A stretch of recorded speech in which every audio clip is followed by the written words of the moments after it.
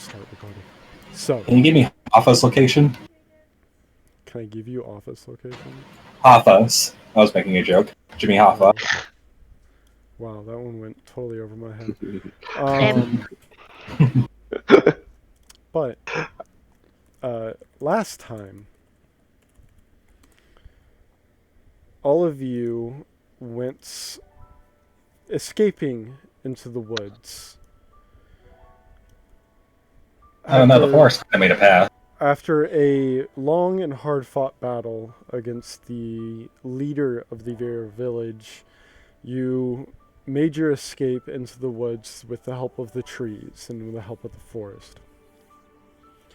Following the path, you are eventually led to a large circular room with many exits and a single baby chocobo eater at the very center of it, appearing to be asleep.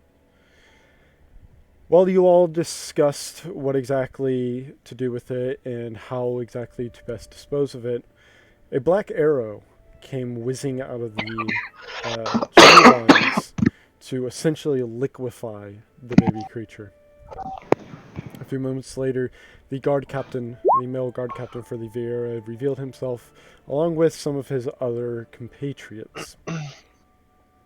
From there, he admitted that he did not have the wisdom to judge such a scenario that you all found yourselves in, and as such was decided upon by the forest that Indra would decide your judgment instead. After another relatively tough fight against a primal that seemed to wield the powers of lightning, as well as, at least from what the guard captain said, vast amounts of knowledge and wisdom, you all managed to overcome the fight, and through a very hard process, managed to claim the staff that was used as a catalyst to summon Indra. Sorry. Yes, he was Ramu, but everyone called him Indra, it seems. Taking the 20-foot staff with you, you made your way back towards the village where you had left the chocobos, with the intent to reclaim those chocobos and finally escape from the forest. However, despite the fact that you traveled for significantly longer than you should have without reaching the actual village, it seems that Ifrit was not finished with his attempt to make claim of Edwin's body, and using the now fire-aspected aether of the staff, attempting currently to overflow and overfill Edwin's body with fire-aspected aether. In doing so, Edwin, you felt this very intense overcoming or overflow of fire-aspected aether to the point where you have collapsed. The staff itself, now devoid of any aether, having crumbled away and turned to dust. As Edwin collapses to the ground, fire and this strange, almost doughy-like textured flames now pouring from Edwin's mouth.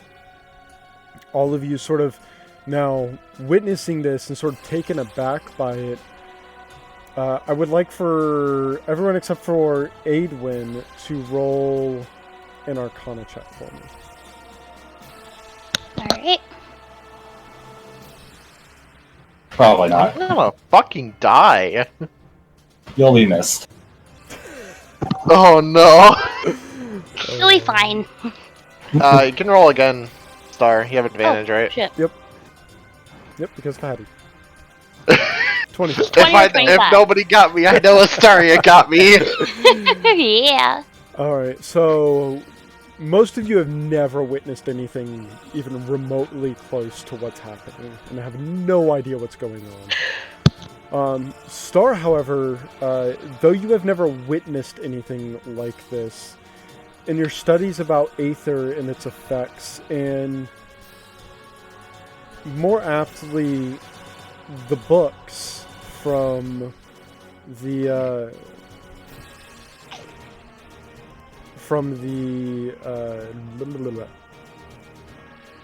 books from the lab. I don't know why I was struggling to think of that.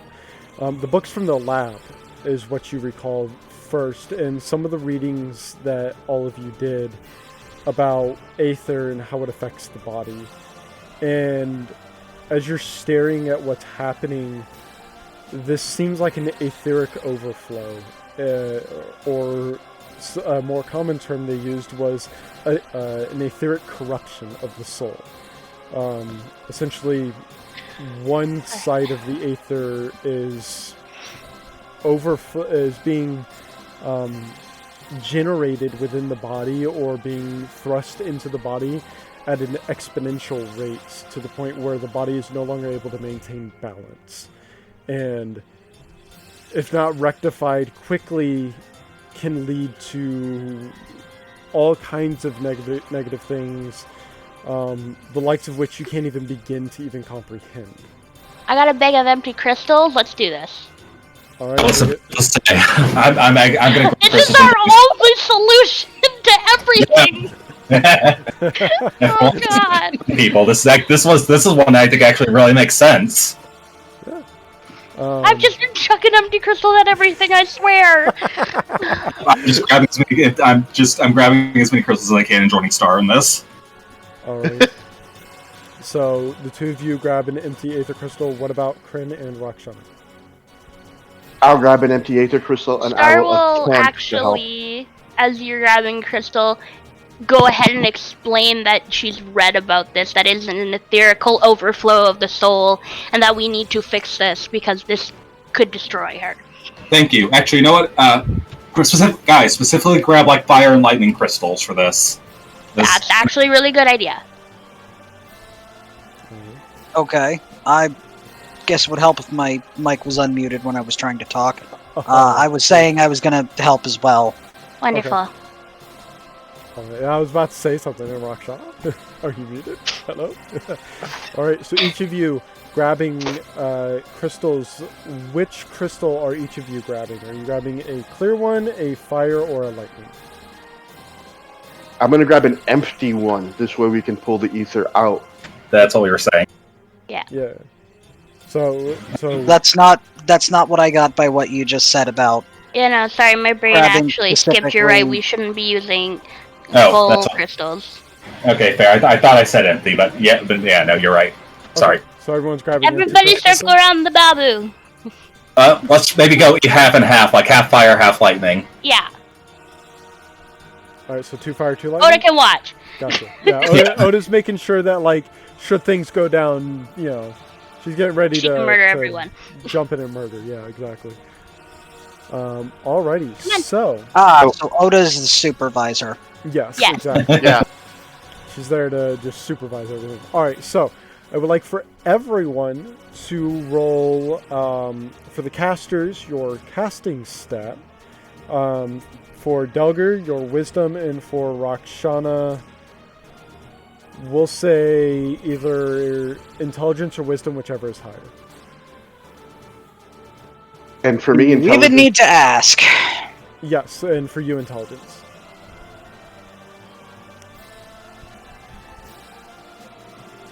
Star Nice. will walk everyone through it like them fucking meditation teachers. Just so you know, there's not a lot of time to be doing all that. Like, I was You're- joking. right, you're like, I'm just letting you know, like, it's going to be a quick summary and whatnot. So, but yeah, just making sure that's clear. That's all. Yeah. And then Rakshana. I already rolled. Oh, did you? I thought I did. Yeah. Yeah. I see an No. Arcana roll, but Yeah, I don't see it either. Okay, well then it. if you did roll, if you can see your own roll, just let me know what you rolled. No. Alright, so go ahead and It's click it. glitching out on Weird. me. Mm-hmm.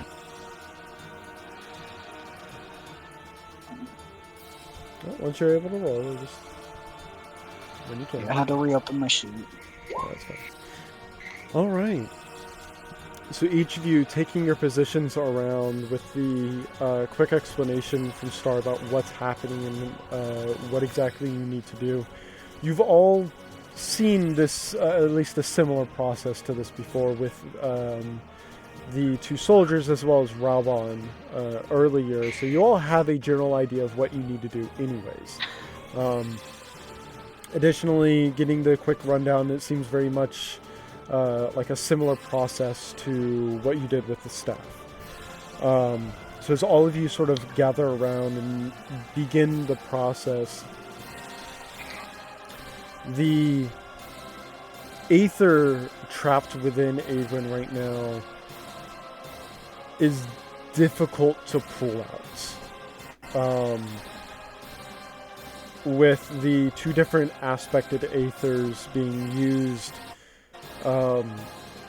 there's definitely a lot of resistance, although not necessarily from Adwin, but all of you can notice a lot of resistance from whatever is causing this effect.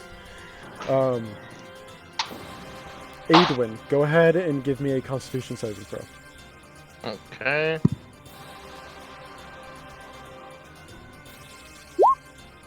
18. All right. As all this is happening,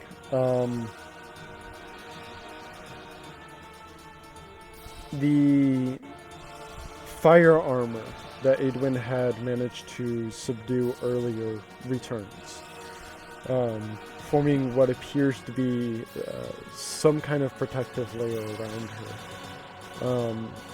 The lightning from the lightning shard, or the lightning crystals, seems to almost dance across the top of the armor itself, almost like the armor is preventing the lightning itself from actually digging into it at all. However, as the fire aspected Aether seems to almost merge with this armor, you can see there's a conflict of interest between the two different types of flames. One that wants to subdue it, and the other that wants to grow, wants to almost absorb the fire and use it against you. However, with the lightning aspected Aether joining it, it is seemingly unable to actually do that. It is unable to actually pull that Aether into itself and unable to use it to strengthen itself. So once again, I would like for the four of you to roll your checks once more. So either wisdom or intelligence, whichever one you did last time.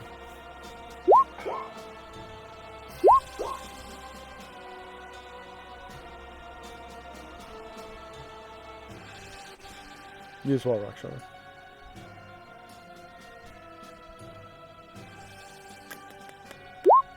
Okay. Alrighty. So as you continue to focus on this, the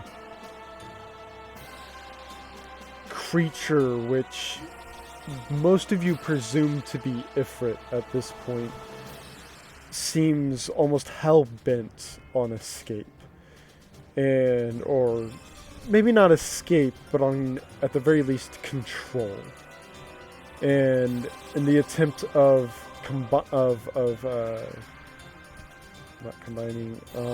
containing the Aether that is overflowing, you begin to see it now dripping not only from Adrian's mouth, but also her ears and her eyes.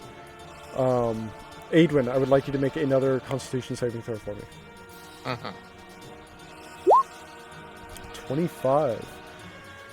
However, as it begins, you can tell there's still Adwin inside of that armor, inside of that shell, fighting and struggling, screaming out in pain but doing her best to resist whatever this thing is, whatever this creature is that's attempting to overtake her body. And more importantly, her mind. But, Adwin, you've managed to continue to hold on and resist the effects. So once more, I would like for the four of you to give me another check.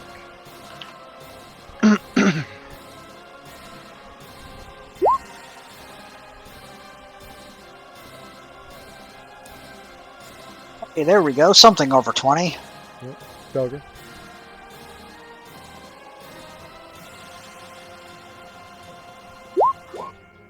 Alright. You once more continue, and noting, all of you sort of noting the resistance coming from Adwin still, you redouble your efforts. And in doing so, you can see the fire armor starting to flicker in places and starting to sort of dissipate in some places before being pulled back together and reformed. Adwin, feeling this struggle between you and this primal force, and feeling the strange energies clashing, it's strange. Though you can feel this intense fight for both mind and body, all you see is just this strange, like fiery, doughy-like substance that's pouring from your mouth and your eyes and your ears. You don't see or feel any of the fire around you, but you do feel the lightning, that it feels like it's crawling across your skin, almost like static electricity that won't stop. It's just, rather than being like a quick shock to one part of your system, or one part of your skin, it feels like it's happening all over your body all at once, and it's not stopping.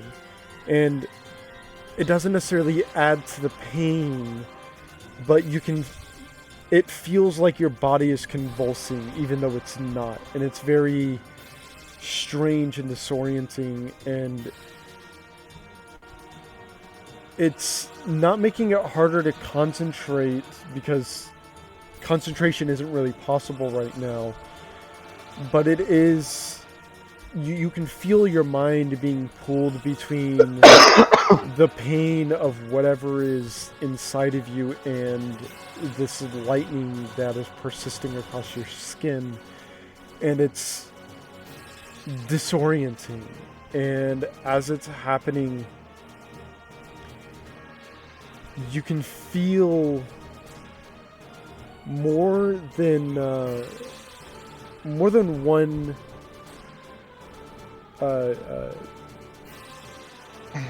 one force at work. It's not just the Aether present. There's something more.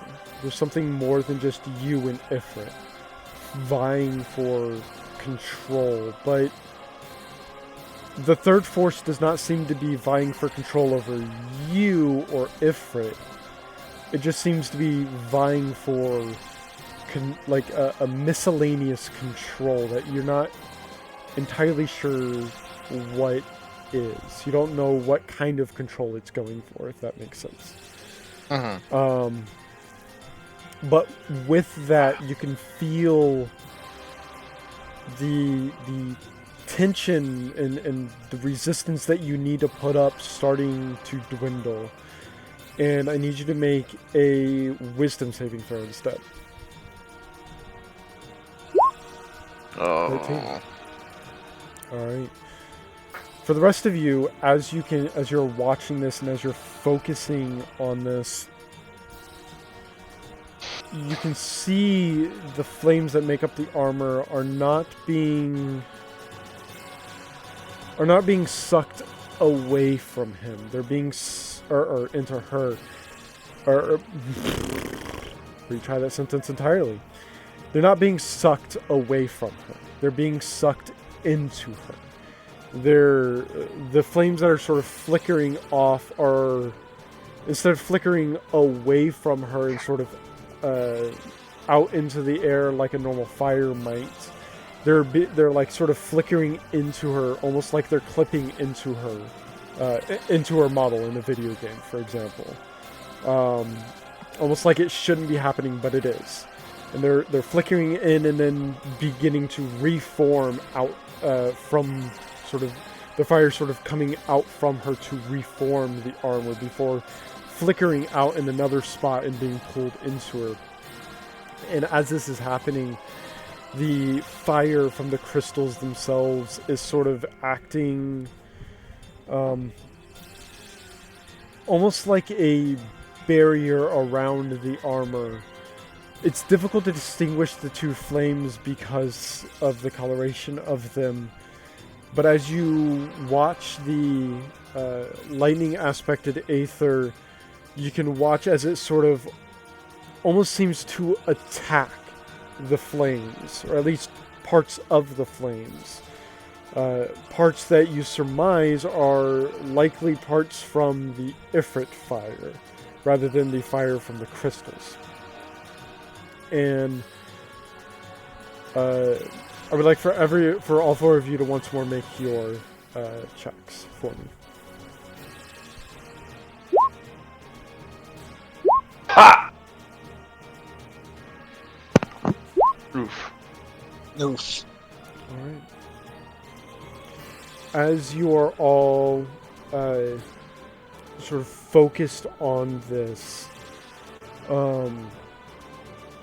thankfully, there does not seem to be any backlash that happens. It does not seem like your efforts are being forced back, at least not yet. Star, you do notice that the parts of the fire that are flickering out seem to be parts that were struck by some of the lightning aspected aether maybe a couple seconds prior. It seems like there is a few seconds delay between when the lightning strikes and when the effect happens. However,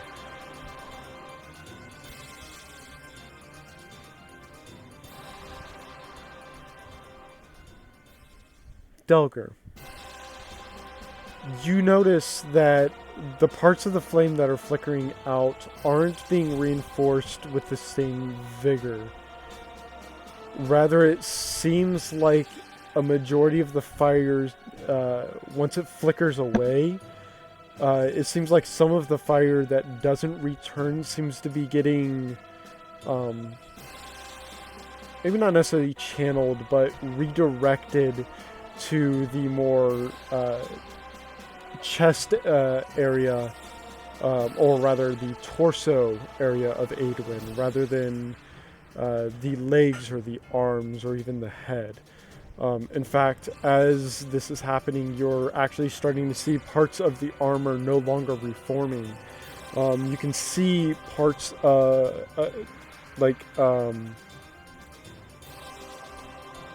essentially like the left eye of Aedwin is visible now, as well as several parts of the arms and the legs are now exposed. And one thing you do notice, Star, in your control, or rather one thing you can feel as you maintain your control, is that the lightning aspected aether does not strike parts that have no flame over them. The entire process, all of you are noticing, is working, albeit very, very slowly. I am just pointing this out to everyone. Yep. Aedwin, I would like for you to make another wisdom saving throw for me. There we go. 24 is much better. Thankfully, it seems like whatever your friends are doing is working. You know they're around you. You know they're doing something. But that's all you're able to really process from all of the intense pain that you're in. And during this pain, you hear a voice.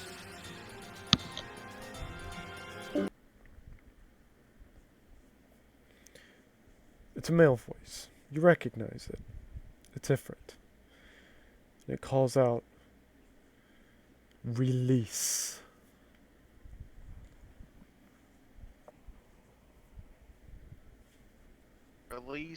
Release what?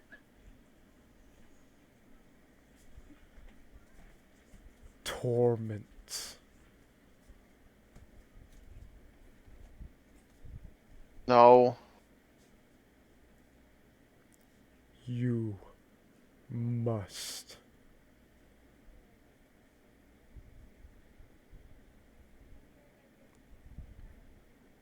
Release.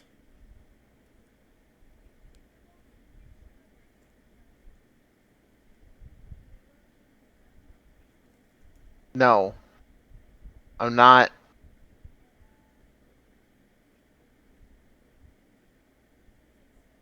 That's not gonna happen.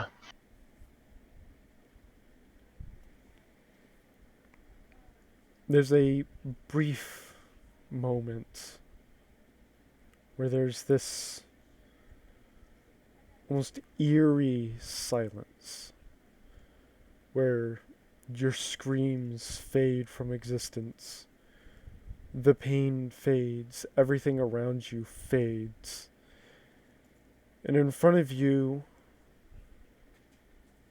is that small flame that you saw before, albeit much larger this time, surrounded by lightning. You can see sparks surrounding it and reaching out from one spot and curving back in before coming out in another area, almost like fire and lightning merged together. You hear once more in a much deeper growl, "Release."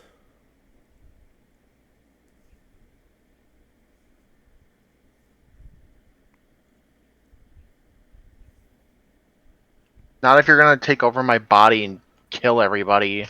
No.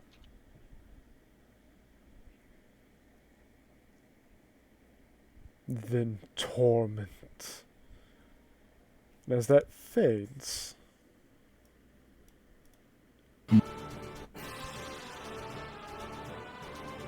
Welcome back. yep. I would like for everyone, except for Adrian, obviously, to make your checks once more.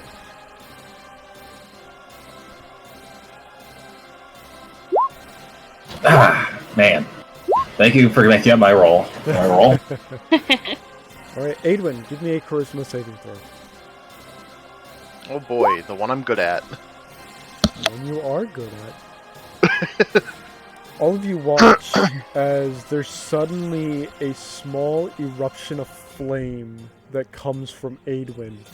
Not far enough to actually hit any of you, but intense enough for all of you to feel like, for just a brief moment, you're about to be just completely incinerated.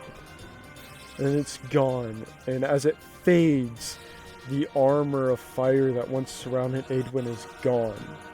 The fire that was pouring from her is gone, yet that thick, doughy-like substance is still coming from her. And as the fire from the crystals and the lightning begins to fully sort of encase and surround Adwin, that doughy liquid mass that has just been steadily gathering beneath her suddenly almost comes alive and jumps at Adwin, completely encasing her in this strange reddish white substance that is now being engulfed by the fire and lightning of the aetheryte crystals, each of which you can see is starting to slowly dim as the aether inside of it is expended. And the screams from Aedwin suddenly cut off. And there's this eerie silence that sort of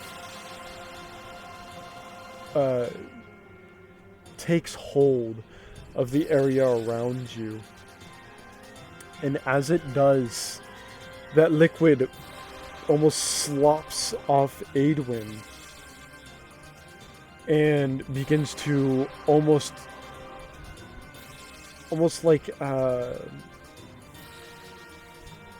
slither, I suppose would be the best term, almost slither away from Aedwin, and once it's about 10 feet away, begins to slowly begin to almost pull itself together into something, though it is a slow process and you're not entirely sure what it's about to form. However, for you, Aedwin, you suffer 3 points of exhaustion, and I need you to make a Constitution saving throw for me. I have disadvantage on it now. You do. 14. Alright. So the rest of you, as you focus, I need all of you to give me one final check.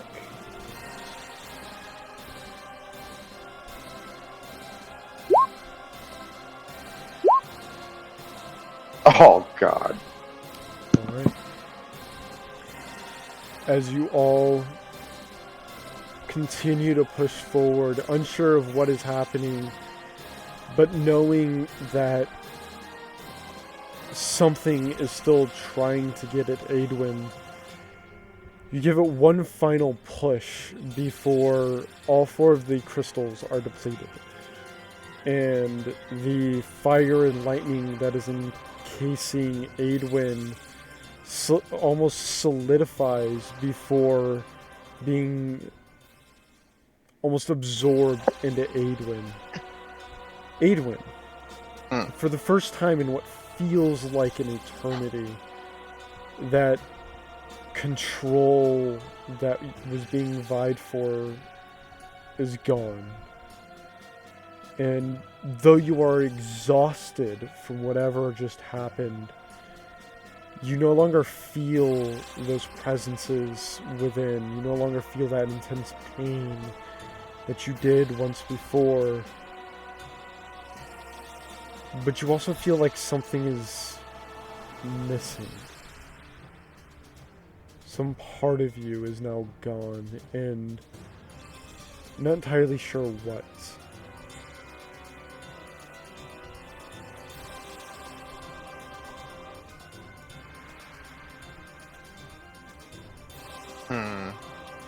But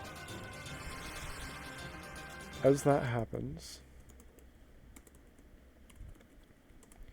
and that slow mass now bubbling and slowly pulling itself together, Aedwin now freed from whatever was attempting to take over her, and attempting to recover from the effects as all of the crystals, now depleted, clatter to the ground. For the immediate moment, it seems like whatever danger was present is past. This strange, blobby creature that was that had just pulled whatever it was from Aedwin, as it forms itself together, it seems like it's an exceedingly slow process, and though none of you are sure exactly what is about to happen, is there anything anyone wishes to do? I We all move away from it. Agreed. And important question: Yeah. where do we leave Chisumi? She's You left her at the house. Yeah. Good. Good. I thought so, but my brain was like, hold on, where's the child? Yeah, you I left can- her I at the can It's been a remember. while. Yeah, I couldn't remember either. Alright. Are you alright? I am exhausted. Yeah. You better get somewhere safe and take a rest at that point. Yeah, What about that? She'll gesture to the bubbling thing. I don't know. I don't think we can leave it here, though. You're getting a checkup though. Yeah. There's nothing physically wrong with her. But looking her over, how thorough of a well, you rolled a 24. Well, I'll still ask, how thorough of a search do you do Thorough. over her body? Yep. Like Ma- under the clothes and everything? Just wondering. She'll take her hand and walk her over to a Yeah. tree and a bunch of bushes and be like, "Everybody, wait! We're doing a checkup. Okay. Stay over there." So Great restoration, her to be safe. looking over her body, you can see where her veins are. Where before she had that strange, sort of glowing that was in that vial in her veins from before. You can see all of her veins have this strange, like, almost lightning bolt-esque mark over them. Almost like a bolt of electricity went through all of her veins and just left a mark of their, like a trail along each of her veins. You know this to be a telltale sign of etheric corruption. You're not entirely sure how bad it is or how stable her aether is. But looking these over, this doesn't appear to be corruption of fire aether. This appears more like a corruption of lightning aspected aether. Which doesn't make sense from everything you were able to witness before, which seemed like an overflow of fire aether was being pulled into her.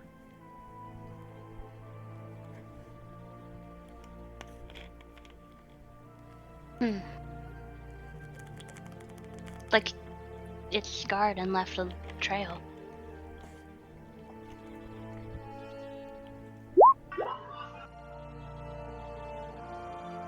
Oh no!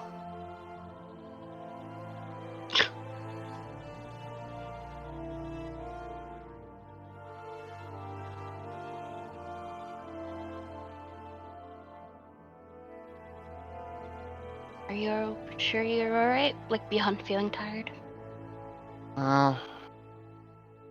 Feel a little empty, I guess. Empty.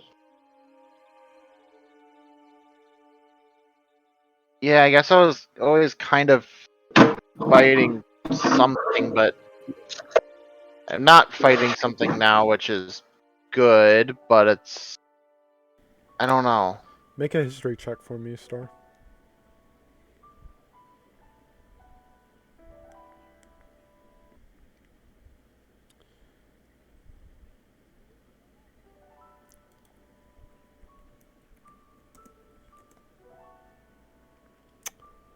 Alright, yeah, sure. I would say you know about it. At the very least. This is kind of being explained. Star would non-tap her chin.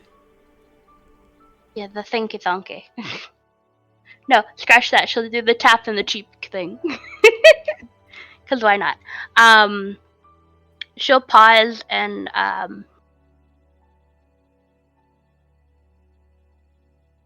while my brain died, she'll take Adwin's hand. Hold on. And she'll have her robe eyes closed. And attempt to... I guess it's use one's aether to see others? Okay. I see what you're trying to do. Or at least that's how I understood via story-wise. Yeah. So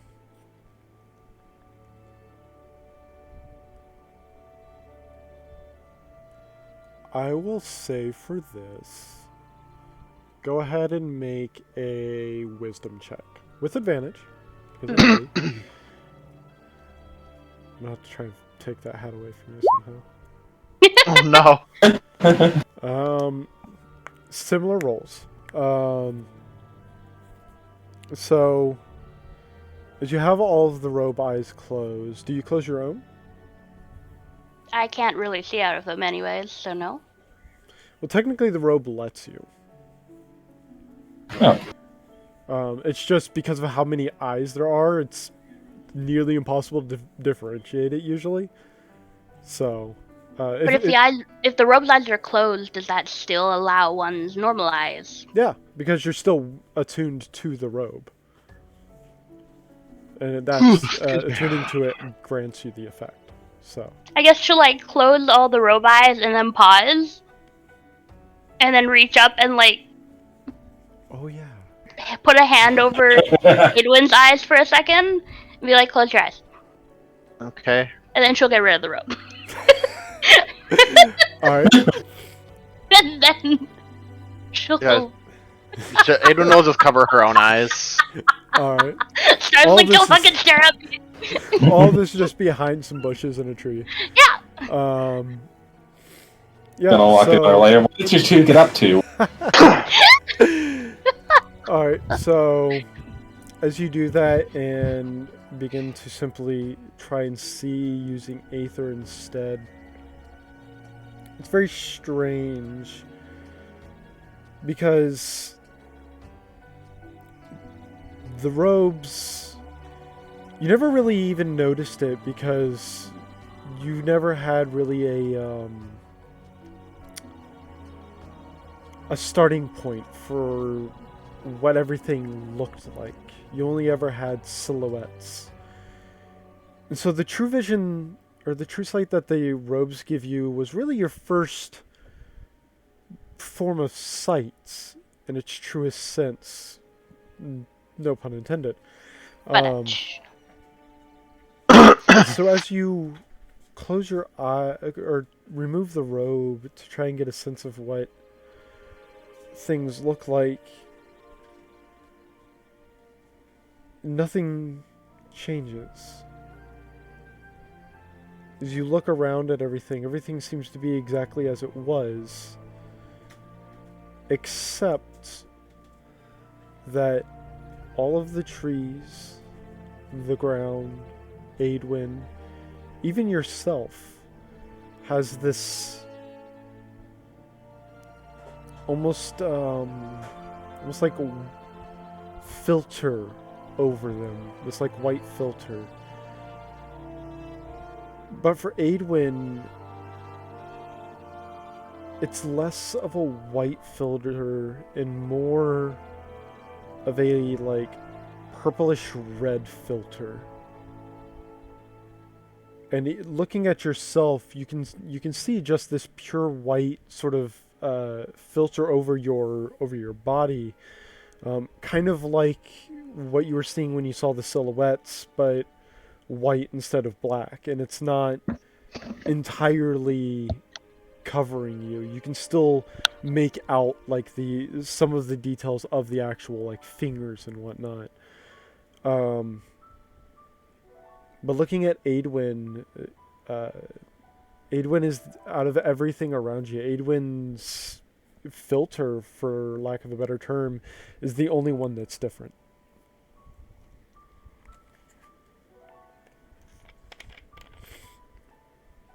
and how is she brighter than everything else or dimmer? No, it's Or about the same, just color difference? it's not. She doesn't have like a white silhouette like everything else does. She has like a reddish purplish silhouette. Okay.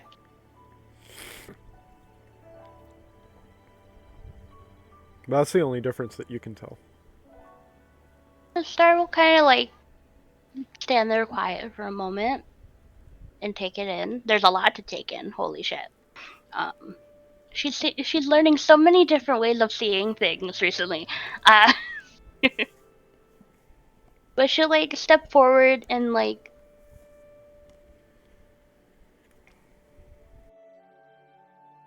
she reaches out to touch colors, pretty colors. Basically, she put a hand on Adwin's shoulder though.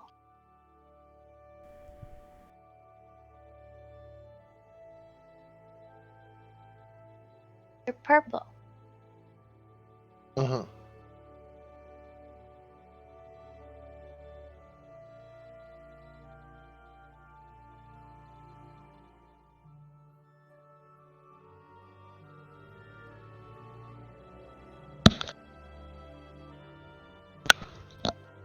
That's so weird. Oh my freaking god. Leans in, licks. Purple. No. You're just jealous. Lulu, though.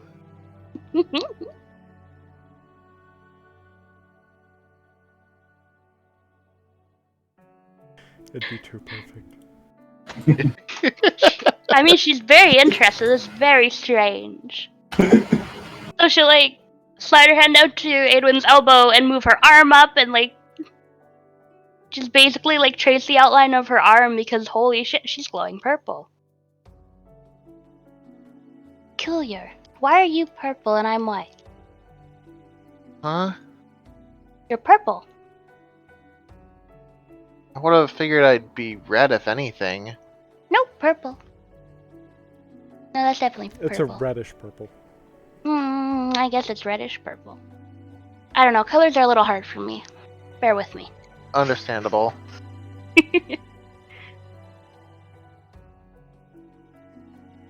I don't know. Maybe that's just you're using.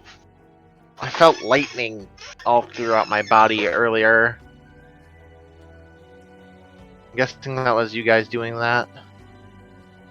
Yes. I mean, we were trying to remove things, but, you know, things backfire. Yeah. So whatever it is seemed to work. I wonder what you were before, if you've always been purple red, or if this is because of what we did. I wonder what everybody else is. You could peek out. Sarah, just like, head pops out from behind a tree. Looking over, they all seem to be white, just like you. And the ground. Maybe they're and all- everything else. Maybe they're all white because they're all blessed by Heidelin or whatever.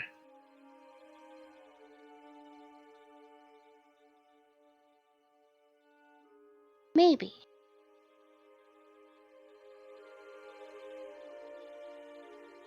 Huh. Well, while that's happening, the rest of you, as you're standing there waiting and sort of keeping an eye on this goo, one thing that you do notice, Delger, and the rest of you as well,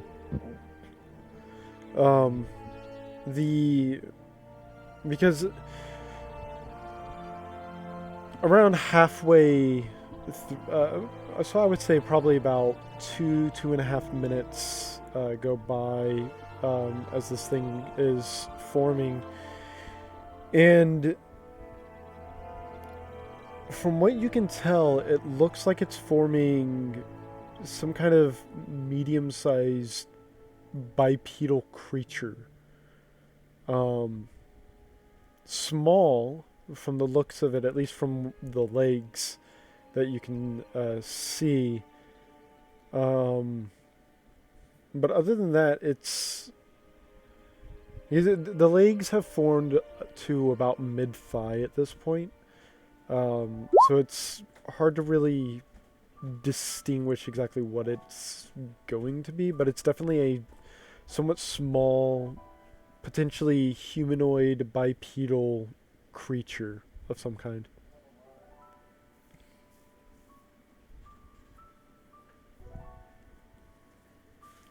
He's letting it happen, but he's not going to attack it immediately. But if he's going to be ready in case it does anything dangerous, but he's not going to attack it unless it attacks first. Alright. Is there anything else any of you wish to do during this time? I'm gonna pull my Rox- gun, but I'm not gonna do anything yet. Rox is watching with curiosity and wondering what is going to happen with it. Is also not- prepared for combat if necessary. Sorry, you're not the only one. That's all I was trying to say. Well, you're a monk. Every part of you is a weapon. I'm the monk. Yeah, that's what I'm saying. That's what he said. Yeah. Like, I just assume you're always at the ready because every part of you is a deadly fair. weapon, so... Fair. You could pelvic thrust and probably kill someone. Like... Nah, I haven't taken a level 1 bard yet. No, Bard just let... I'm not gonna go there. Anyways, Anywho, so, Star and Aidwin. Anything else you two wish to do behind the bushes? With one of you half naked? Yes. The innuendo is real. I don't know what you're talking about. Sure you don't. Except I immediately press X to doubt.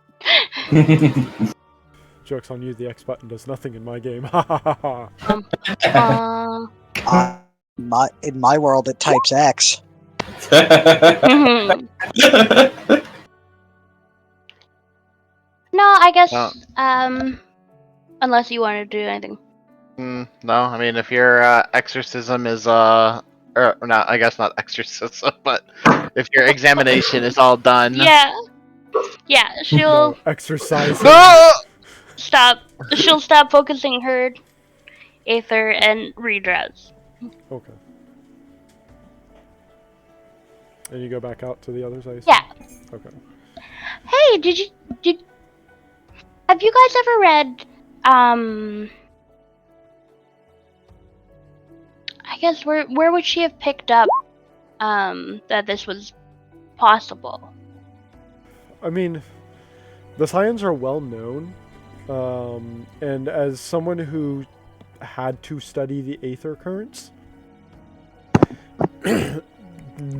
finding out about Y'shtola and knowing about what she can do is not necessarily an impossible feat. It's not hyper well known. It's not a commonly traded secret or anything like that. But it's definitely possible to have learned about it. More than likely from a book of some kind. Yeah. Your slime child is about half complete. Actually, at this point, as you're about to mention that, looking over at this creature, it's gotten up to about mid-stomach at this point, and you can tell that if this creature is coming with clothing, it must be like some skin-tight clothing or something like that, or this creature is. We're just letting. Why are we all just letting this happen? Also, I just started killing it. Also, assuming it is appearing naked, given that it does not appear to have any kind of bulged out spots that might indicate clothing, it appears to either be a genderless creature or a female creature of some kind. And now that it's more complete, you can tell it is definitely a humanoid creature. Of smaller stature for a humanoid race. It's not quite small size, but it is getting close to it. Like, it's a pretty small, medium-sized creature. Like a Lalafell, or a little bit bigger than a Lalafell? Bigger than Lalafell. Besides Lalafels are small. Chisumi? Yeah. No, bigger than Chisumi. It would be a Okay. medium-sized creature. Alright. But, like, on the much shorter end. Yeah. In my studies, I read about a Monkote who could see people's aether. A lot like me, she was blind, and that got me wondering if I could, and I guess I can. And our friend here has a red, purplish aether, while we are all very, very white. That's... Huh. That is very odd. And I wonder, had I tried this before and had I actually thought about my teachings, I could have tried it before if it is only now these colors together because of what we have done, or if originally it was only one color. If it was messing with her aether, it probably would have changed, especially after she drank the potion, would be my guess. Mm-hmm. But now it's 2. Hmm. And we don't even know if it was 1 before. Yeah. And for the rest of the pile of mysteries. It's getting a little Mystery is staying over. unsolved. Mm-mm. Yeah. It's starting to overflow. So what are we doing with that? She'll point at the half-formed body. I don't know, honestly.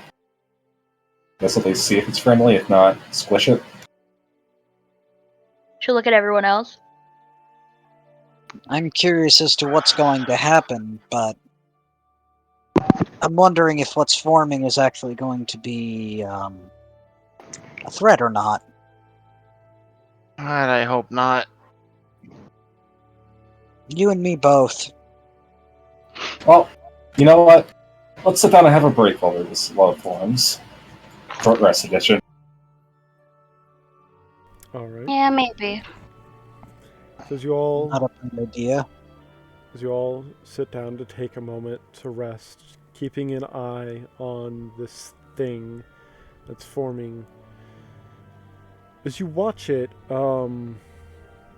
about 10 more minutes go by, and it's got about half of it up to about half of its neck complete.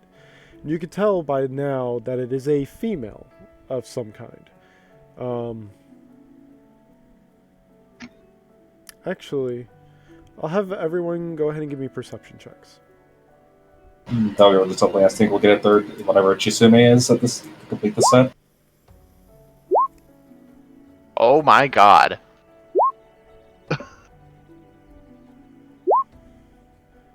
Well, at least everybody else can. Alright. I have no idea what the fuck it is. Yeah. You and Oda are too busy being terrified. We'll say. And tired. Yeah, and exhausted. However, quite literally everyone else. As you're watching it form, you do note it is naked, this creature, this female creature, and more to the point, the figure looks oddly familiar. Oh god. She's not entirely sure why. Oh, And it no, isn't it's until all of the arm, both of the arms are complete, that a weapon begins to form. A long rapier. And as it's forming, the head forms. And as the head forms, you realize why it is so familiar. It's Aedwin. And As naked as her name's day. Fuck.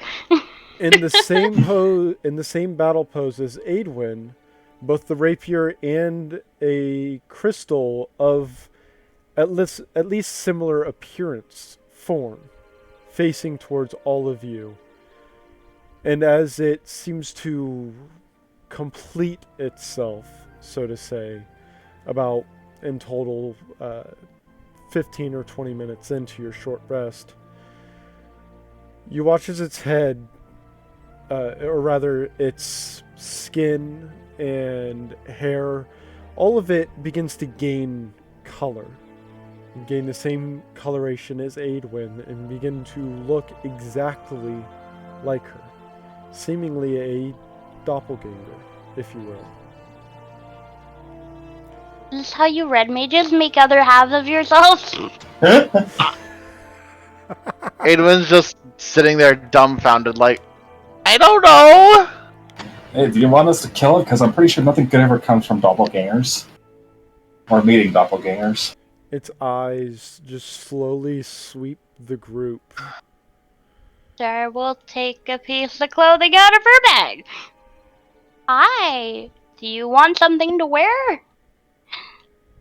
Everybody, cover your eyes. Don't look at my don't look at my naked body. I'm looking at her face to make sure she doesn't try anything. Star will just like carefully try to approach holding the clothing up. Like, cover yourself, please. Holding attack in case it attacks Star. She doesn't attack, but she does move backwards away from you as you approach. Still holding her stance and just kind of eyeing all of you wearily. It's okay. Here. She'll kind of fold it up and like carefully toss it so it kind of lands near her feet. Probably just like a tunic or something. She kind of looks at all of you before looking down at it for a moment and like using her foot to kick it up to her and very carefully beginning to maneuver like one arm at a time into it and making sure to sort of keep an eye on all of you. And once she has it on, she just kind of moves back towards one of the vine walls and begins to almost like, not necessarily meld into it, but like her, almost Homer Simpson her way into it and just vanishes. Oh. Oh no.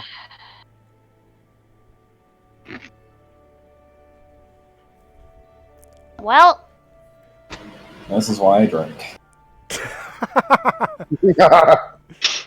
You need more reasons to drink. This isn't even the strangest thing we've seen today. as if this forest couldn't get any weirder. Don't say that, you're giving it ideas. It already has ideas. True. It doesn't need your help, then. A1. Should we just let her go? I don't think we can.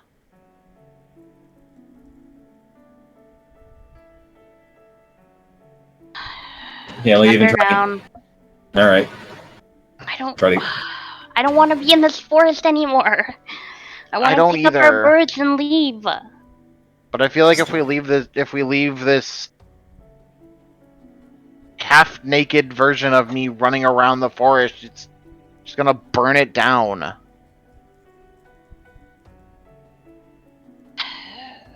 Star's gonna kneel down and pat the ground and try to extend her senses out. See if she can catch human-esque. What's the word I'm looking for? Humanoid activity beyond her group. Yeah.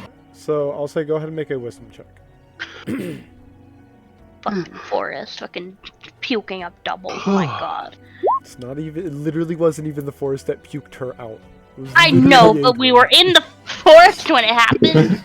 It's literally Adwin's fault. I know, but we're in the forest and starts pissing. And in that pissy mood, you very easily reconnect your senses to the forest. And holy shit, she is fast. In just this small amount of time, she's moved about 100 feet. And as you extend out your senses now, you realize that for some reason you've been walking in a circle, and that's why you haven't reached the village. Oh my god. It wasn't the She forest heading right towards the that forest. it wasn't the forest that cut you off, though. You can sense another magical source at work. Something cast a spell to do this. Something was intentionally trying to keep you from the village. And it wasn't the forest. But as you take a moment to continue trying to figure out where she's headed, you get a sort of a feel for at least her movement through this thick foliage. And it seems to be about 150 feet around. You're not entirely sure if she's dashing, but she is moving exceptionally fast. What's her directions? Is she circling as well? She's not circling. Her direction is straight for the village. Guys, we need to move. She's moving quick, and she's going into the village, and we've been going in fucking circles. Great.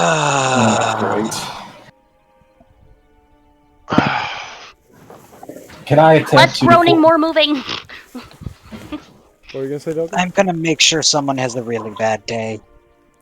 I'm going to try and push into where she was heading, and I'm going to triple dash. At least as much as my keel let me. Just trying to go after her.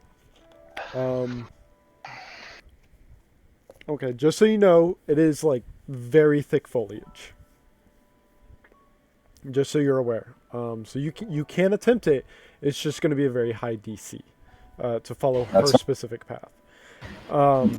Could I use my senses that are already out to help try to math us a better path? Yeah. But if you want to try first, Kun.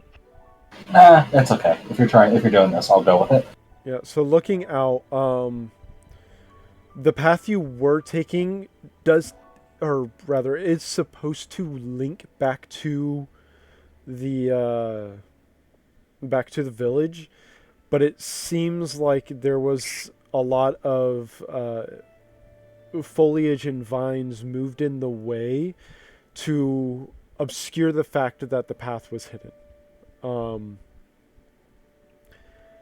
But following that through is actually only about a 2 or 3 minute journey from where you currently are. And getting to it where you do, you can see the wall anyways, where the foliage is, just looks like it's just a part of the wall. It doesn't look like it's even been magically altered, but with your senses extended out like this, you can tell this is where it is. The only question is how to get past it. We need to get through here. It'll be faster. We can make it. Let's do it.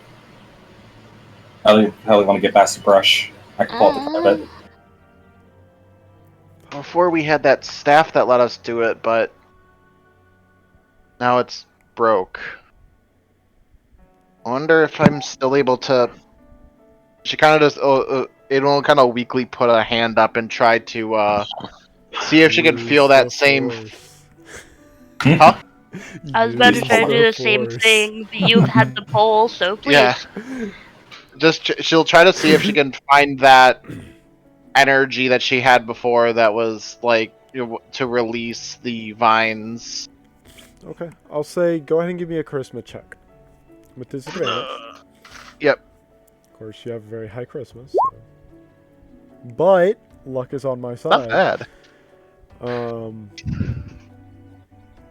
Not really. So you reach up and begin to try and use your force. As you dig in for that power, you search and you find Ifrit, or at least the flame that represents him. But it's just the flame. The other source of power is gone.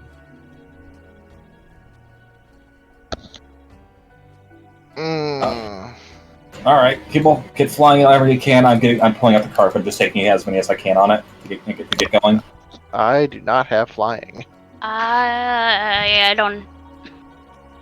They all have fucking swords. Yeah, I was about to say, guys, we can just, They all have That's fair. Cut a path. Yeah. True. Also, honey, remember the thick brush above us. Flying really wouldn't help. Yeah, right. Well, I have to try.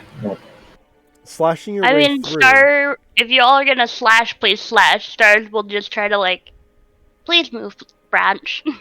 Yeah. Thank so, slashing your way through surprisingly has no effect on Star. Positive. It could be that these were, because of the magic that was used to place them here, that they no longer bore that connection. Or maybe there was some other reason. I'm not entirely sure. But whatever the reason, thankfully slashing your way through is the fastest option. Whew. And you make short work of the vines, and these vines went for about 60 feet or so. Whoever was doing this was intent on not letting you back to the village.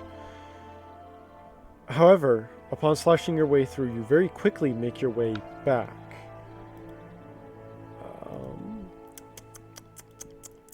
Yes, yes, yes, Quite. yes, And in doing so, Indeed. yes, as you make your way back and are running back up, you hear from quite a distance some kind of commotion.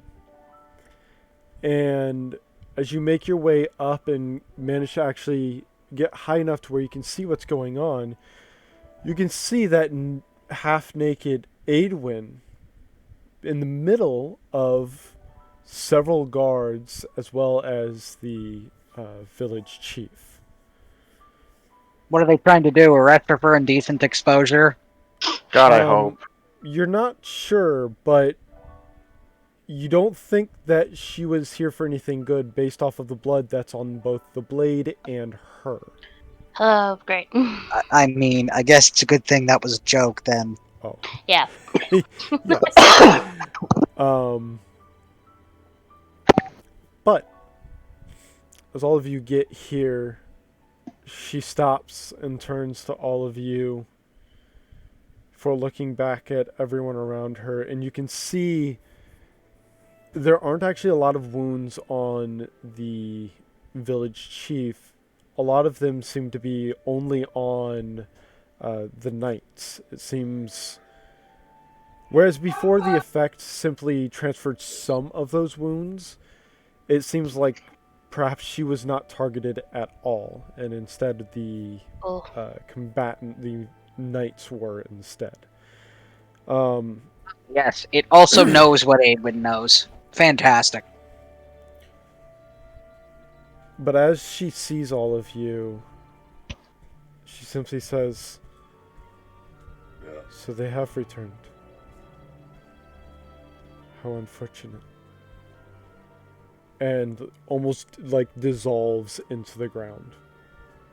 Ugh. The chief this? No, No, the aid one. the aid one. Okay, I was just making sure. I was also not, confused as to who. Okay, we're gonna call you Aidwin Prime. Yes.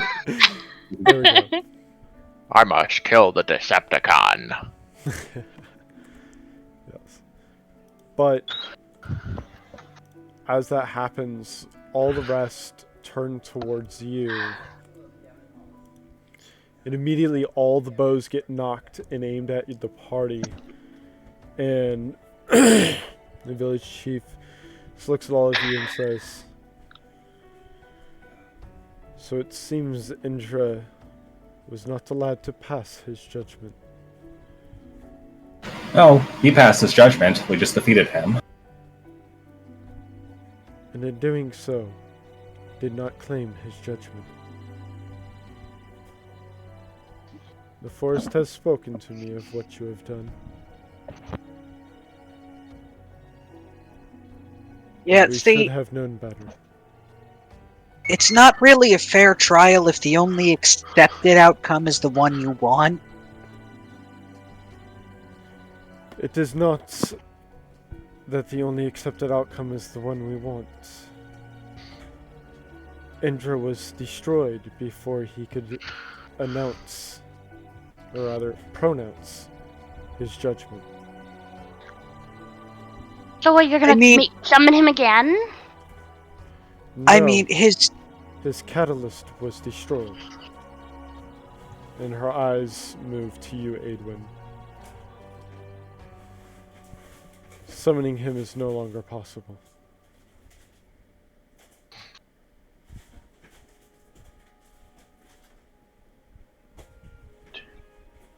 She's just gonna try to hide her face away. Now let's go back to the rest of the party. She says, truth be told, we could detain you. But the cost in lives would be too great.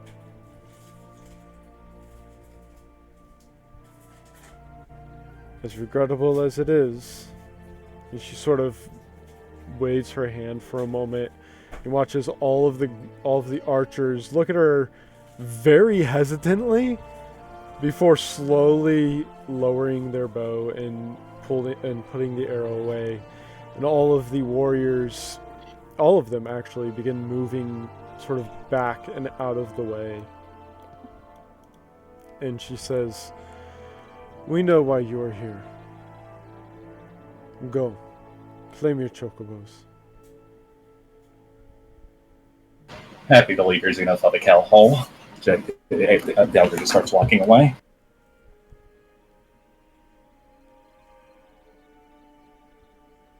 She just kind of like looks away from the party. Something awful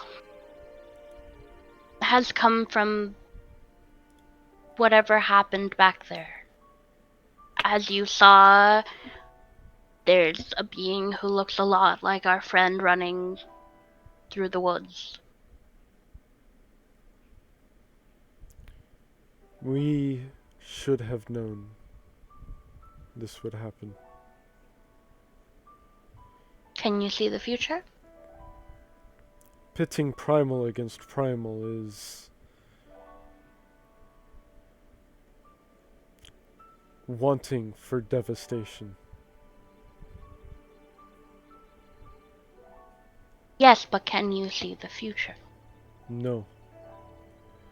But we knew she was the primal when she first stepped into this forest. So you made a mistake. Yes. And it cost us our only protection.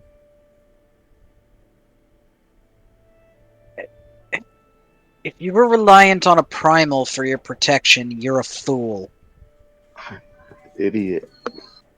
Perhaps we are. But regardless of the outcome,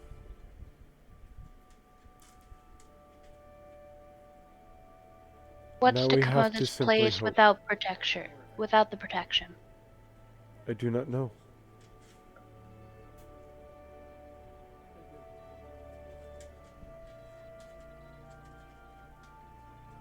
We have been searching for you for so long.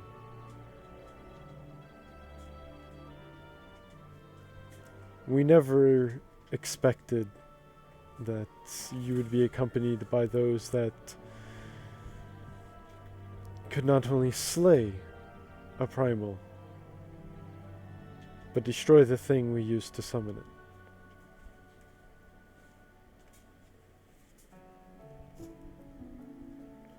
Is there not a way to recreate this catalyst? No.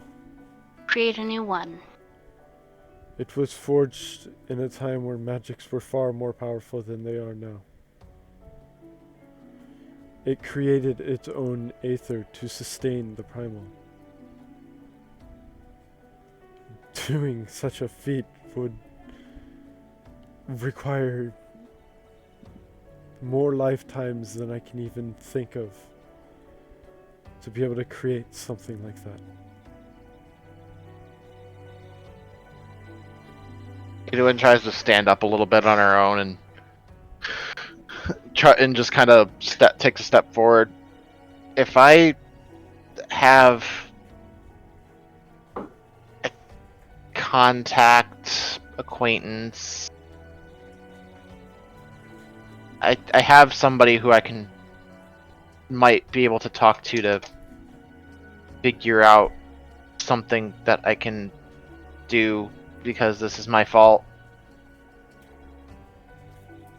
I wouldn't even be asking you to forgive me. I just want to do what's right to not leave you all defenseless. We can fight. We Believe prefer me, not I to, know. but we can. That is why we had Indra. He was the one that protected us because we disdain fighting. It's still wrong of us to leave you forced to have to. Without a So trump card. perhaps we could. I have to go and talk to him after we get out of here anyways. I'm sure if I say anything about doing something that needs primals, he is going to jump at it and not leave me alone. But that is something that I'm more than willing to take on if it means that you don't have to worry about that kind of thing. You need an abundance of ether. If this is what you wish to do, we cannot stop you. We already know that. And even if we could, it would cost too many lives. Suffice it to say, without Indra, we have to fight for ourselves. And though we disdain it, we have no choice. What happened was our fault. We knew Yeah. what happened between two primals if they fought, or at least we knew what could happen. But we ignored those consequences. That is on us, not you.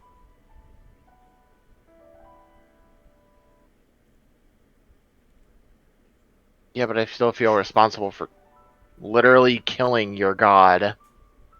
Anyway, let's go. The sooner we're out of here, the sooner I can put up with Arnalder again. I was hoping you wouldn't say that name. Well, What if? the only one I'm gonna have to talk to him anyways. What if I asked Brother to come watch over them? Do you think he would? He probably wouldn't. He wouldn't. I don't He really think wouldn't. so. You don't think he'd care? Just a couple hours ago, he had a fight with her over you. Slight face bump. Right. It's very true There fact. must be something temporary.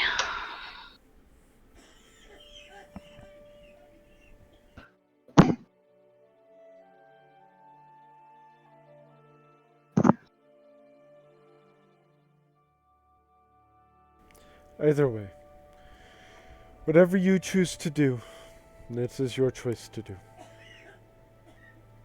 We will find a way to deal with this creature. I say we go back and let them deal with it. They're the ones who didn't listen to us from the beginning and wanted to fight.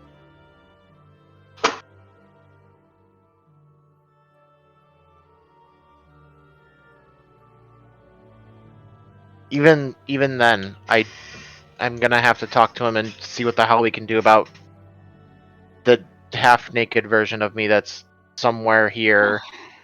True, but can't do that here. Right. So, let's get out of here.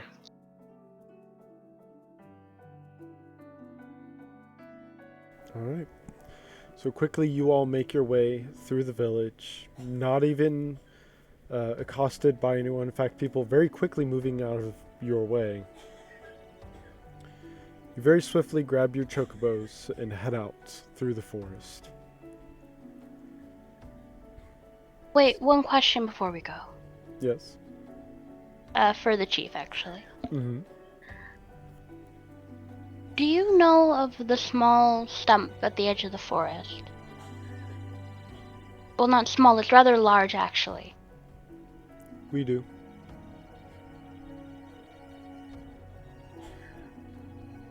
I often leave gifts and tea there. Do you know who... Well, is it you guys who... visited, No. or It was not us. interesting? I think you would find it rather terrifying if I told you who it was. Well, they've already threatened if we keep doing what we're doing, then we'll be in trouble, so I feel I'd like to know.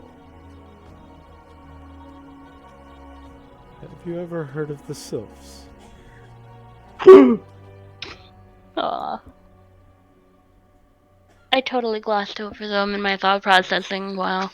Oh my god. They are the ones that control the supply of kupo nuts in this forest. And they are very aggressively protective.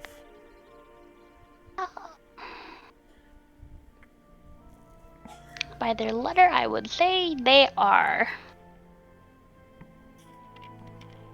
We've had many skirmishes with them far from their territory simply because they were gathering them.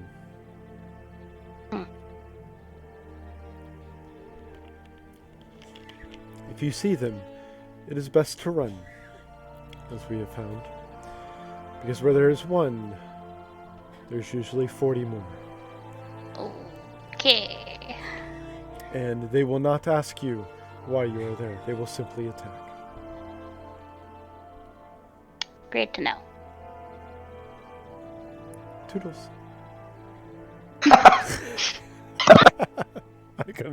I couldn't resist. I'm sorry. Ah, yes. That's a very polite way of saying, get the fuck out. Yeah. So, quickly leaving with your chocobos, who are very ecstatic to see all of you. You head out, so I need one of you to roll a d100. Although there are technically other ways you could get out. Or you can simply try to run out. We'll just leave. We'll leave like the edge of the town. Star will stop and pause, and just state that, because last time she stated it, it seemed to work very well. I would like to be out of the forest now. Roll me a d100. I already did. No, Star. Oh. I thought you said one of you. Yeah. As you stop and you proclaim that out, look around and you're still in the same spot. Well, aren't you rude? Do your forest sensey thing and find us a path. Sure enough, she will. Alright. Go ahead and make a wisdom check for me. Watch the fucking 17. forest be like, nah, bitch. You also do remember the chocobos did not seem to have any trouble finding their way. That too. But extending your senses out to try and find a path, you begin to act as sort of the lead on it, trying to avoid any potential hostile creatures nearby.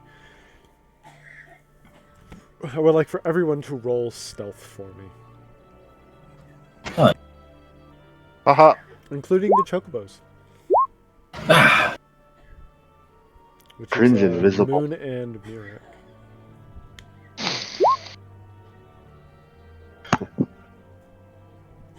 Trin is practically invisible in the forest. Rolling for Merrick. You can roll Merrick's twice because Moon has basically the same stats. Yeah. So, Those are some stealthy birds. Yep. yeah. Helps to have chicken legs. We just see them on their tiptoes hiding behind like some saplings in the brush. But as you all try to keep as quiet as you can, Oda having the most trouble with all of her big bulky armor. Thankfully, her being up on one of the birds, more than likely at this point, helps out a lot. So her armor doesn't rattle around. I was just about to say somebody toss her over a bird's back. And thankfully, you're pretty stealthy going forward. Following the path, you thankfully avoid any hostile encounters.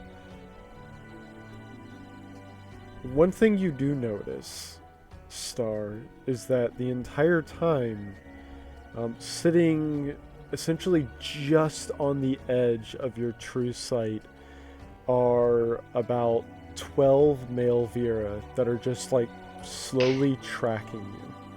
And not staying like significantly far away from you as to like not try to attract your attention as much as possible, but definitely keeping an eye on you. You're not entirely sure if it's protective or if it's like them trying to make sure you're actually leaving, but they're definitely following you.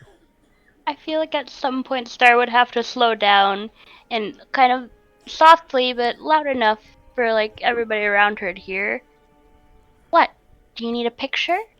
It'll last longer than staring. And then just keep bleeding everywhere. Just, I mean, Vera's got pretty high perception, probably. Probably. For hearing, you know. For hearing, giant, yeah. Big giant rabbit ears. Maybe they heard it. Who knows? Probably did. So, I was just going to ask the group, so did I miss anything when I went to get the birds? No, nothing but us failing to find a way to help them. Could give them the contact the seeds here, have her bring the gold chocobo over. Basically replace Star. Might not be a bad idea, but we'll have to see. Alright, just a thought. I don't know. I have to think about that one. Okay, no problem. Part of me wonders if I should have stayed back. Star, Dogger will stop and Dogger will just sort of stop and walk in front of Star. Star, without you, this group wouldn't be nearly as effective. If not for you, so many of the other, just the stuff that we've seen recently, I don't think we would have been able to stop most of this, or any of the stuff that is coming without you, and a lot more than this force would be at risk. Yeah, if we didn't have you, I would probably be burning the forest down as we speak right now. Not necessarily a bad thing. You're protecting this forest. The forest is also connected to Star, so that'll also kill her. Yeah. You're protecting this forest, just not the way they want it. You don't need. I think it's better. Yeah, you don't have to be in the forest to protect it. Let's get out of here. I'm tired of it. Me too. My girlfriend heard me and said, "Yeah, you're not Smokey the Bear."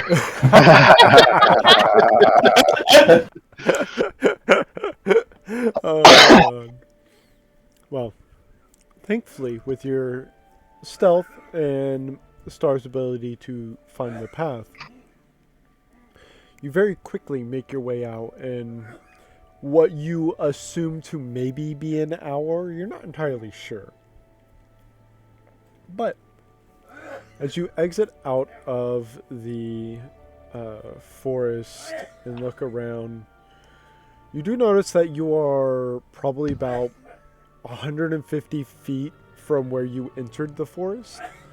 And looking up, it's daytime, around the same time that you actually entered the forest. It's pretty early in the morning.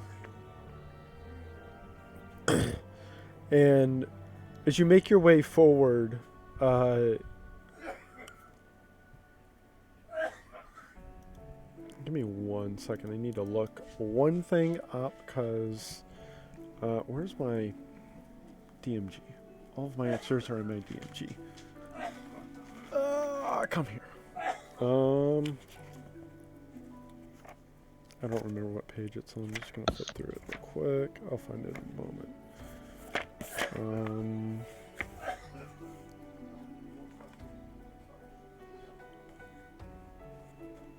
Page 49.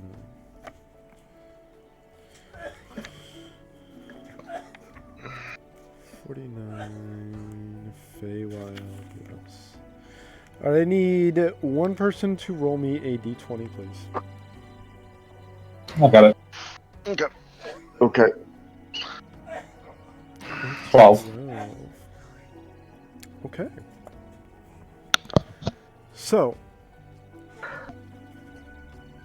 as you make your way forward towards the barn itself,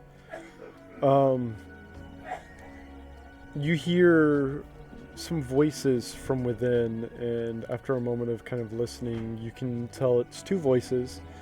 One sounds like Quinn, and the other one sounds like Chisume.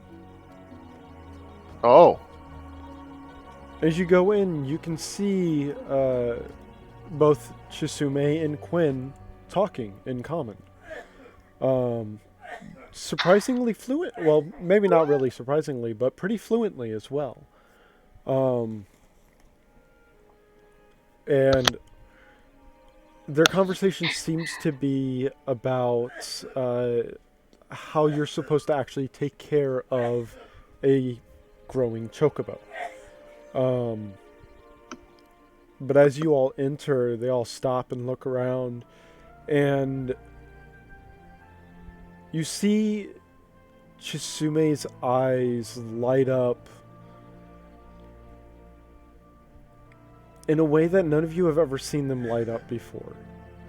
And she immediately goes running towards Star and just throwing herself around her and just squeezing.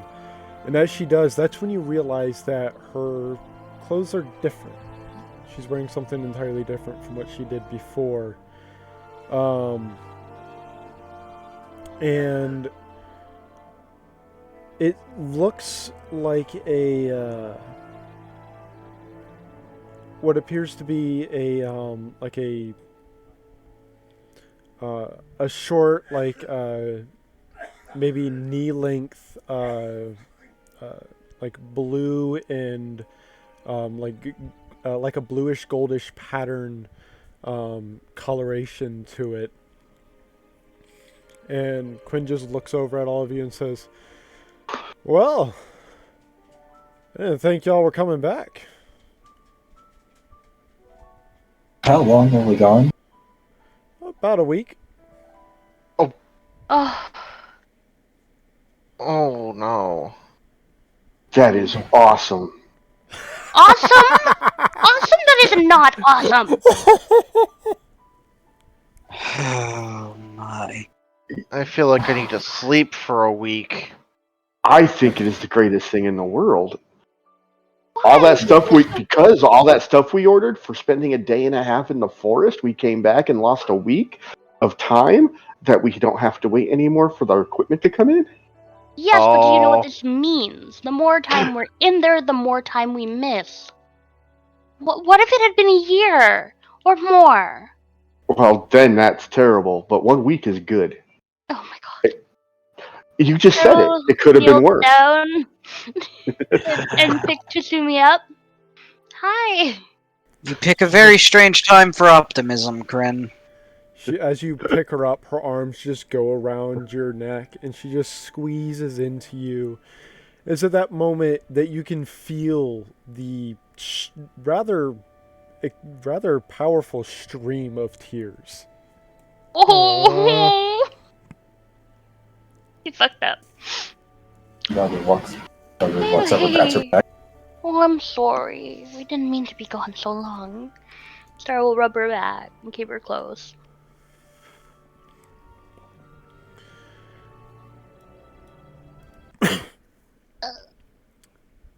She whispers into your ear. Big Brother stopped by.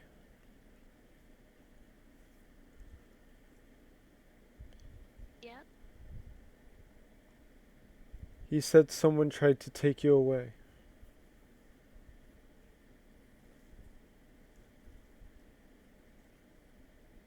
You wouldn't let them do that, right?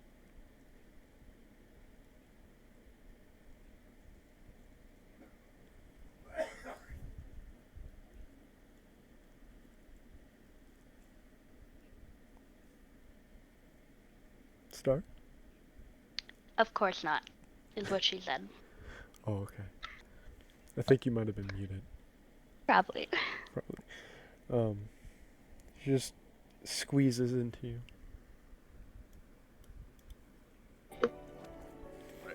And Quinn speaks up and he says, well, you're all back. So I assume that means that job's done? Your mic's a little rough here all of a sudden. Yeah. Hang on.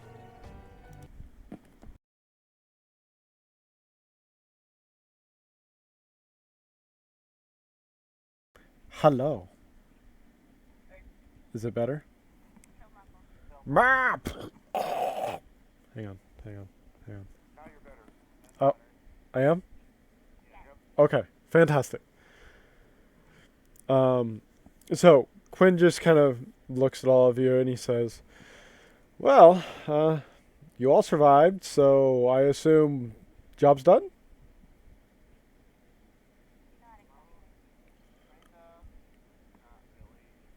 Ah. Oh, by the way, and he looks to you, Edwin, some fella dropped by wanting to know if you were here. Kind of, no, that wasn't his name. No, it wasn't him. It was, a tall, Ellison chap. I have to look something up real quick. Hang on.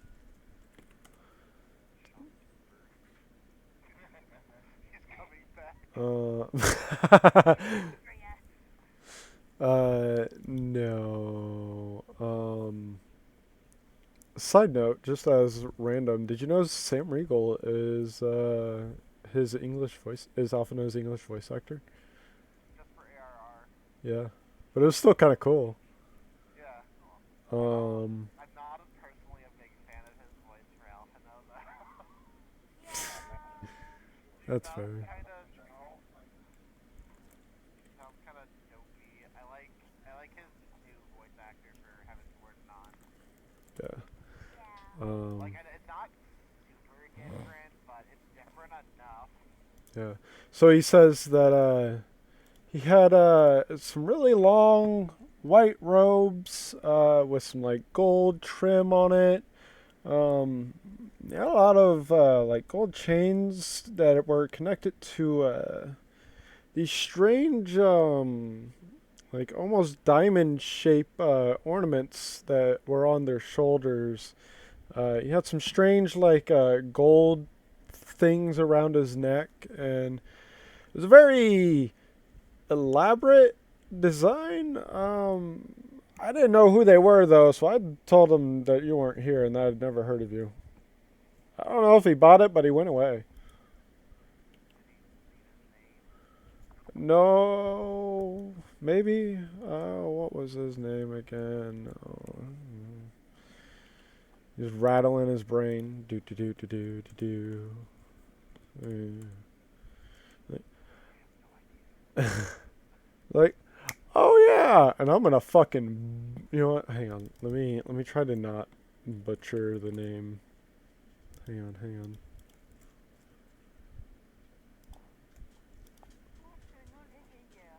Oh god, that was a terrible fucking thing. Yeah. Yeah, no, that's not it. I'm just gonna put the name in Discord because I'm not even gonna try and pronounce this because I will butcher it. Oh, fucking no!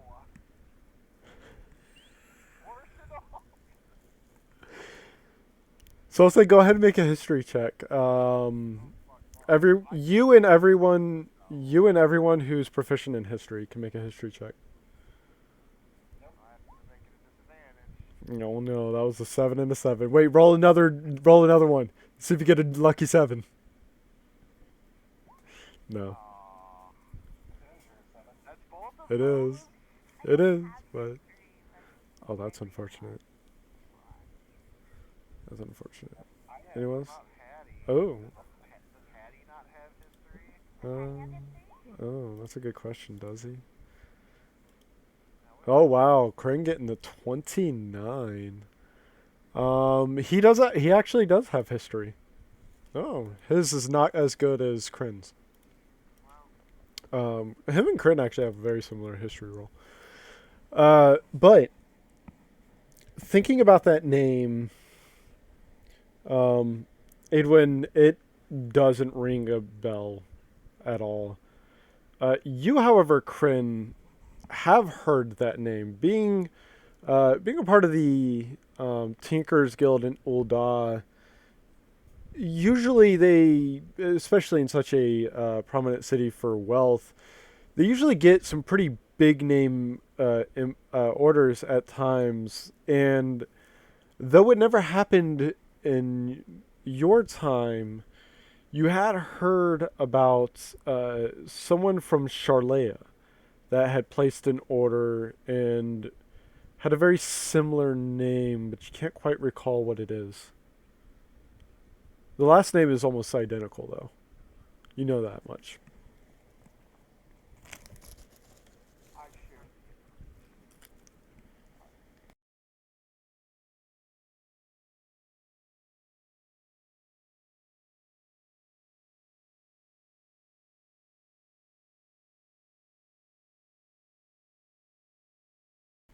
Well, like I said, I told him that I didn't know you, and well, whether he bought it or not, he left. Oh, hopefully he doesn't have the house on watch, waiting for me to come in. I don't think so. That old Alder fellow's been pretty. He actually hasn't been down in the lab all that much in the past few days. He's been like just not down. I don't know where. I assume he's out there because I've seen him. I've seen him every now and then out there, but I don't know where he is. But he ain't down in the labs.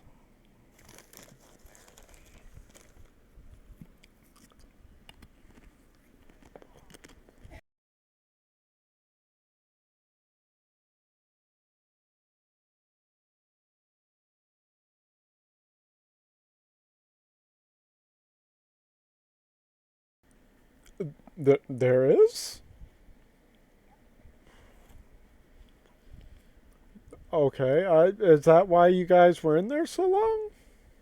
Yeah, we were only in there for about a day and a half. Apparently that translates to a week. Interesting. That's weird. We spent like 6 hours in there the one day, and then we came out and only like an hour had passed or something. Yeah, it was something like that. It was. That's weird.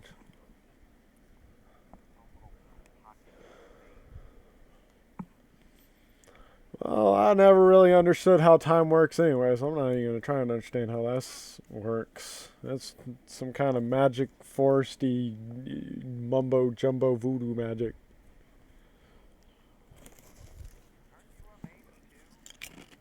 Yeah? I'm a white mage, technically. Cough, cough.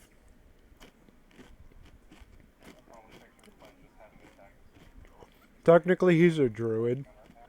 But I forgot druids don't exist in the PDF.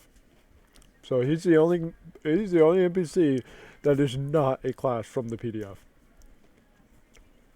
He's a druid. So.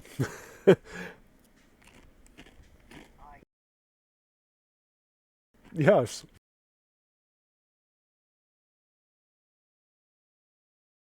Shut up. Moving on. Yes. Yes. It's oh god. Moving on.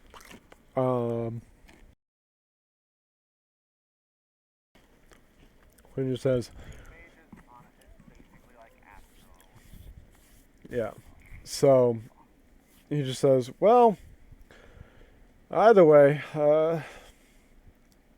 when you're ready to go inside, we got food. Breakfast should still be at least somewhat warm.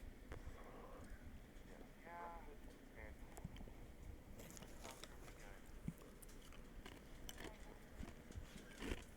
really good. Oh, if I see that Alnalder guy, do you want me to send him up there?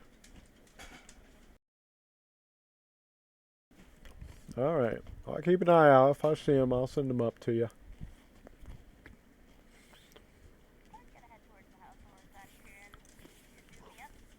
She is just...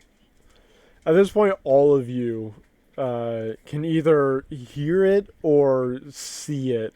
She is bawling. She was terrified of losing Star, apparently.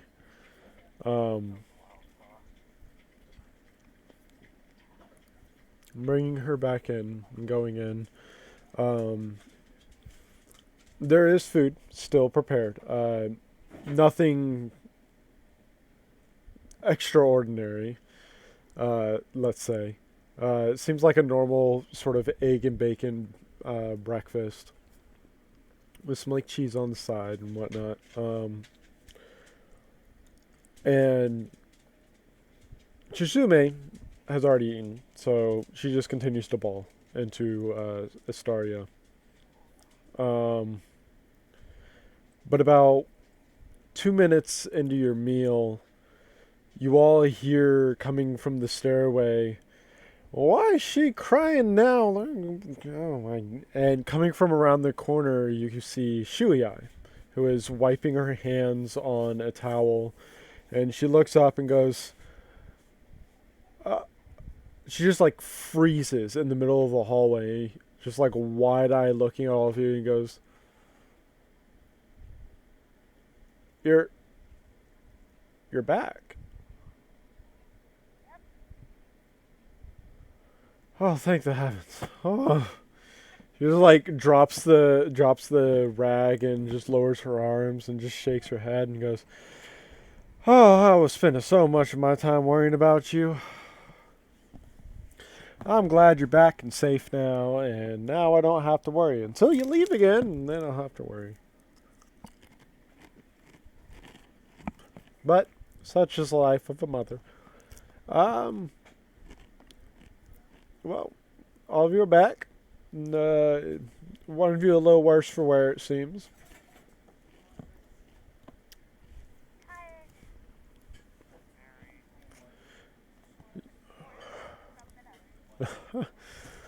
Well, she picks the rag back up, throws it over her shoulder, and looks over at Chisume and goes, "Well, I can understand why she's crying." Alright. She turns back and begins heading back up the stairs.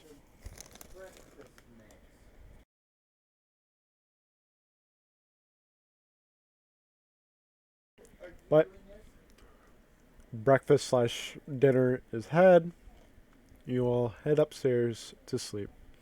Chisume falls asleep like halfway through your meal. And he's just like limp again. Well, not really all that limp. Actually, yeah, but still a surprising grip. And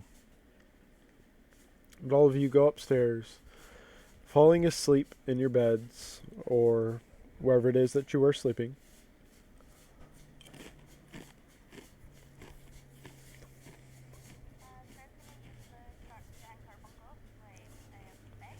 Mm-hmm.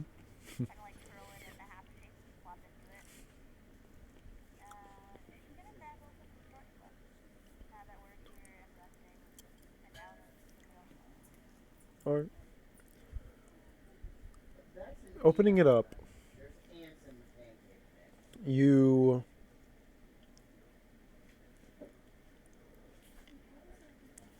slowly begin to flip through it, really trying to kind of look at each of these pages and trying to take in the detail and the story that it's trying to tell. And something you notice is that the book itself, when it's closed, seems significantly smaller than when it's open. or at least the number of pages inside of it seems significantly smaller. But as you flip through them, each image individually seems almost meaningless. At least most of them do.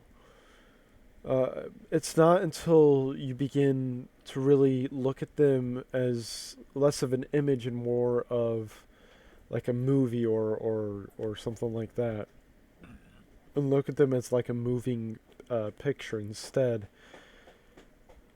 And as you do, it begins telling the story of a couple who is struggling with their farm and is struggling with trying to have any children. It tells of an offering being made, an offering that simply couldn't be refused because of the dwindling farm and the dwindling profit of it anyways. And if they didn't take it, they would go bankrupt and they wouldn't be able to produce anything on their farm. They wouldn't be able to do anything. And so they had to take this offer. And in taking this offer, the male begins experiments in this strange area, this strange laboratory. He is desperate in his attempts. And as he attempts more and more, he's growing frustrated with each failure that he produces. He has successes, but all of his attention is on his failures. And every time he fails, he grows more agitated and more frustrated. And then he has a breakthrough. But that breakthrough is not to his liking. He's agitated, but he's happy. And these two feelings conflict.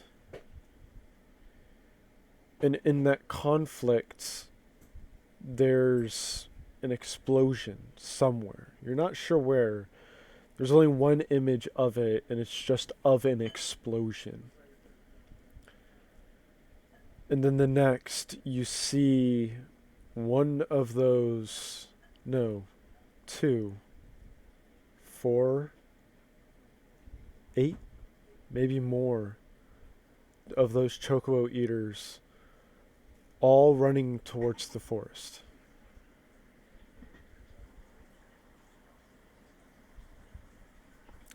An escape, maybe? Fleeing? You're not sure. It's unclear. There are some images in this part of the story that are missing still. But the next part of the story tells of this egg hatching, of a white chocobo. But then, disaster. 2 of those chocobo eaters have returned, devastating the farmland, killing many of the chocobos that were there, and forcing the white chocobo into the forest, where it was chased and hunted for days, weeks, maybe even months, brought to barely alive, but always left alive, almost like they were toying with it, before finally one chocobo eater that the white chocobo had never seen before attacked and began to chase it with a bloodthirst that it had never seen before. And it was chased to a grove where it was then eaten alive by that chocobo eater. But the chocobo didn't die. The chocobo eater did. And the chocobo eater's life force seems to have acted to produce a new egg of this chocobo. And then there are several more empty pages with just a couple images interspersed of what seemed to maybe be like a passage of time being represented. One of them might be the daytime, but all it's showing is the egg inside of this nest, nothing else. And another one is a different time of day, but still the exact same image. But there are several pages that are empty in between. And the next part is what you assume to be Viera finding the egg and taking it back to the village.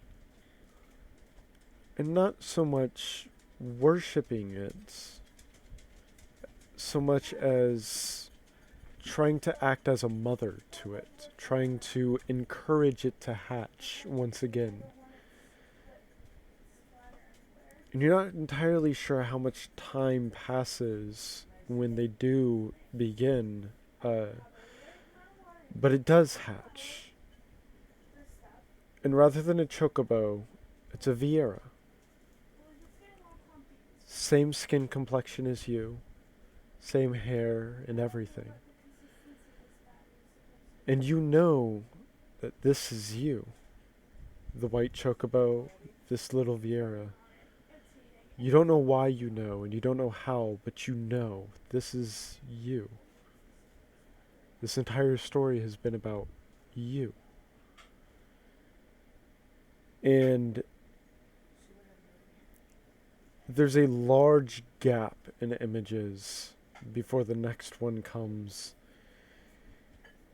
And it seems to depict some kind of chain between you and the forest. And all of the pages after that are empty.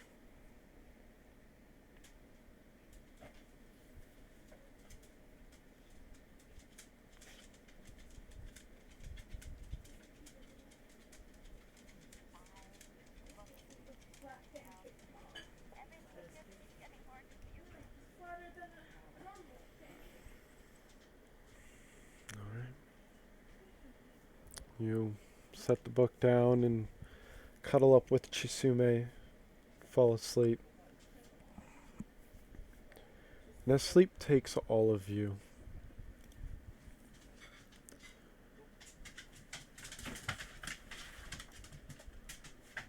Delger. Yes. As you fall asleep, your dreams are filled with visions of monks, all training, all sparring against each other. And one individual standing sort of up on a cliff, so to say, something very similar or akin to the Pride Rock in The Lion King. Although not necessarily as large, much smaller. He seems to be kind of looking down on everyone, and he's this very tall, very muscular, very large individual that seems to be a Hyur, although he seems to have even a bigger stature than a Rogadin. He's wearing what looks like a Koyural pelt, and on his hips are two metal gauntlets that each resemble a Koyural scalp or a Koyural skull. Seems like they were sort of designed in that fashion. And as he looks down on all of them, you get the feeling of familiarity to this individual, but you can't remember why. There's something about him that is familiar to your monk training specifically, but his name escapes you. But as you look down on this scene, almost at like an isometric angle, you see one particular individual walking up to him, and you're not entirely sure what's discussed, but the taller individual seems concerned or worried about the news. And immediately after, you see one large explosion to one side of the room that causes the wall to explode inward, sending many large rocks flying and hitting several of the sparring monks. And coming in, you can see what look like red mages. And it doesn't look like they're there for assisting them. It looks like they're there to attack the monks. Make a perception check for me.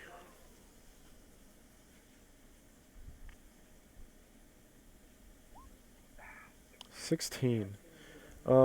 Thankfully, you have from your isometric angle, you actually have a pretty good view of what's happening. And looking through them, though all of them are wearing the same outfit and using similar rapiers, you do pick out two of them that look extremely familiar. As you focus in on them and really get a good look, it's Gabusa and Adwin. And they're attacking this monastery. You obviously don't know why, but you do remember something about the doppelgangers that you had been told about from them. But you also know, or you remember vaguely, something about like a red mage war, or something that wiped out most of the red mages. Make a history check for me.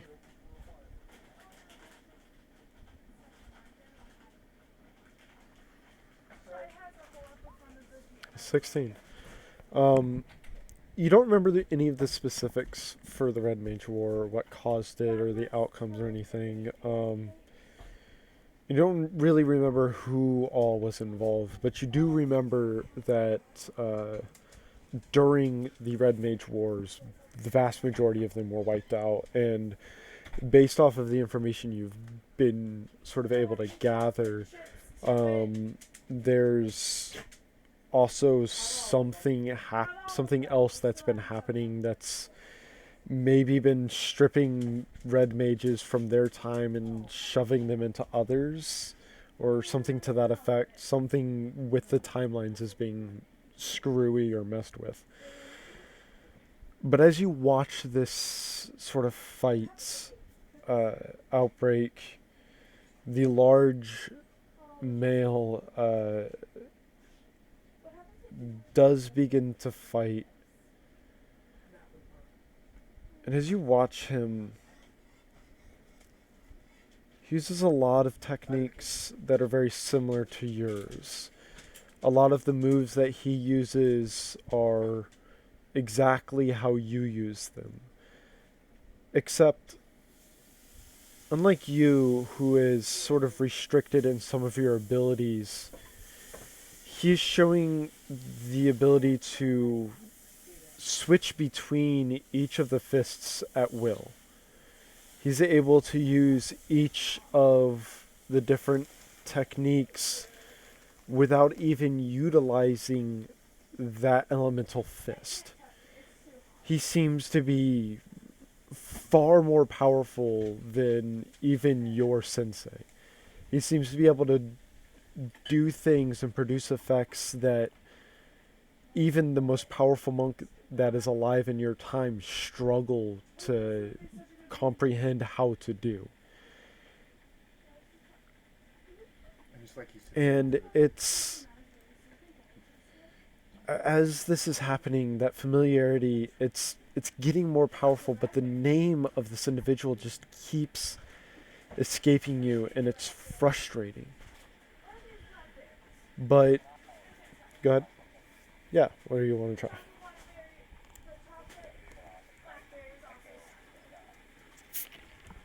Okay. Okay. Echo. Do. Just gotta look my. I'm pretty sure I put it under updated rules, correct?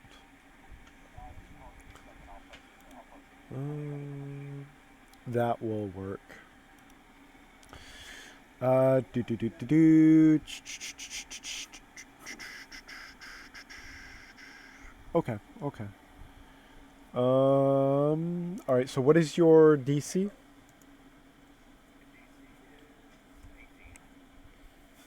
Okay. Okay.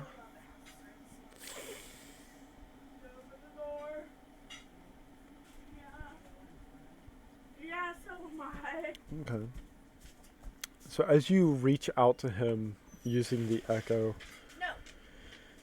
it's very strange. You've had visions before from the echo, but you never really controlled them. But in this strange dreamscape, as you reach out, there's initial resistance, like your attempt failed, but after that brief amount of resistance, it gives way suddenly. And it gave up its chance to resist, or like it's allowing the probe, so to say. As you dig in, it hits you why this guy is so familiar. I gotta make sure I get his name correct. Because this.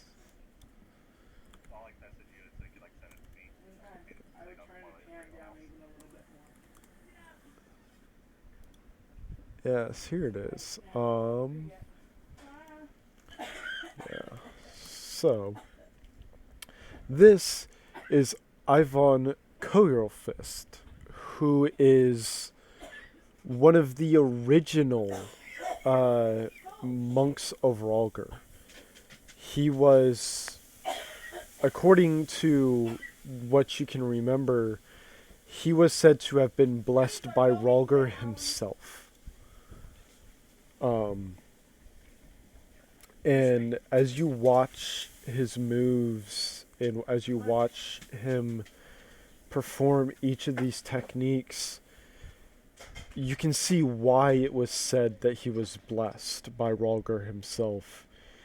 He is beyond scary. As you watch him clash with these red mages, he seems to be able to not just negate some of these spells, but send them directly back at the mage that cast them. He seems almost all but immune to spells.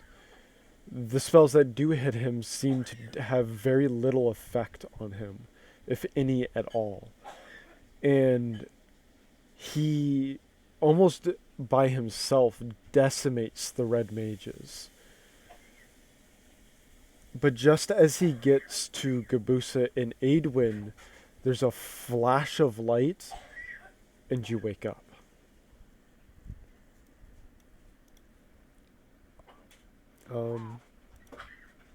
Actually,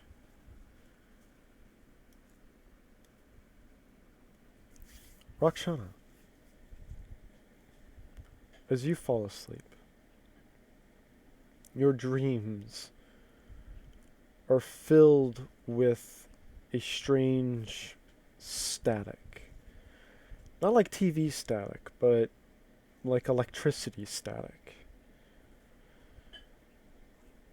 You can see what looks like storm clouds of some kind. But they're not storm clouds. They're they're clouds that are made up entirely of electricity. There's no actual cloud per se, at least not in the classical sense. You can see what looks like hundreds or maybe thousands of lightning bolts striking in the distance, but other than the electricity, all you see is a black void surrounding you. There is no ground, there is no horizon or sky for that matter, other than just the roiling lightning above you.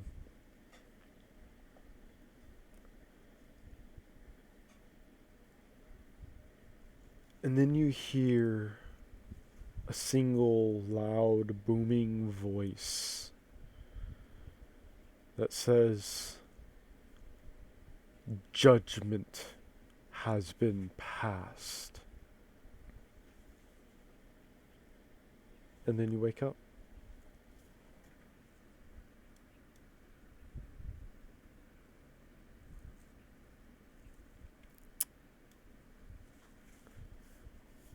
Star, as you fall asleep,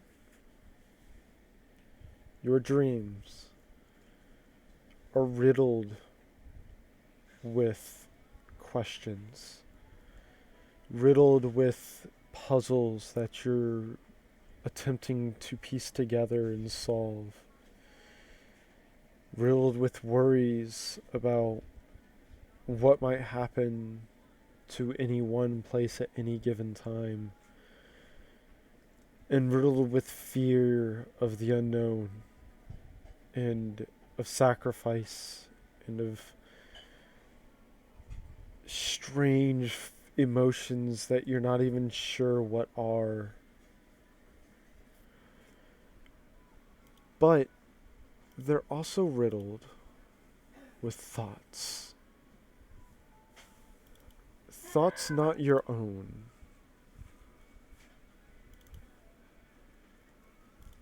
And they echo softly. And the first ones you hear are, "Stand tall and make your own destiny." And the next one you hear is, and it sounds more like a mocking tone, but it says, "You're so assured that destiny is always on your side." And you hear another one,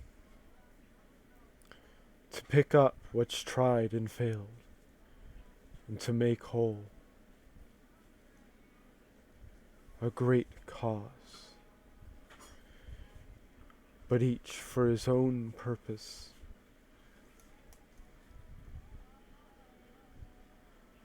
The next one you hear is, "To hear your name praised, and escape deemed unimportant."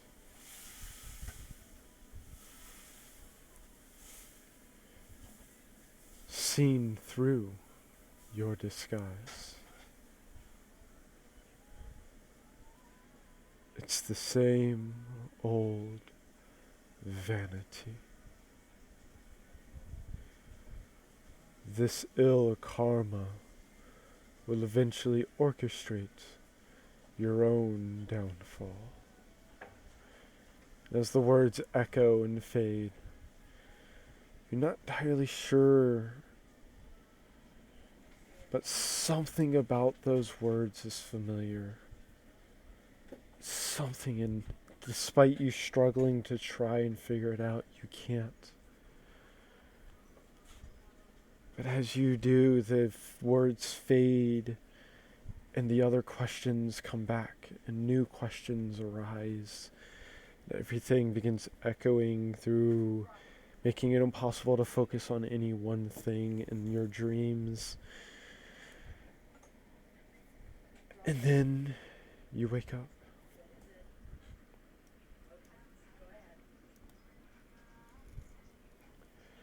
And as each of you wake up, each of you coming to and making your way. Ma!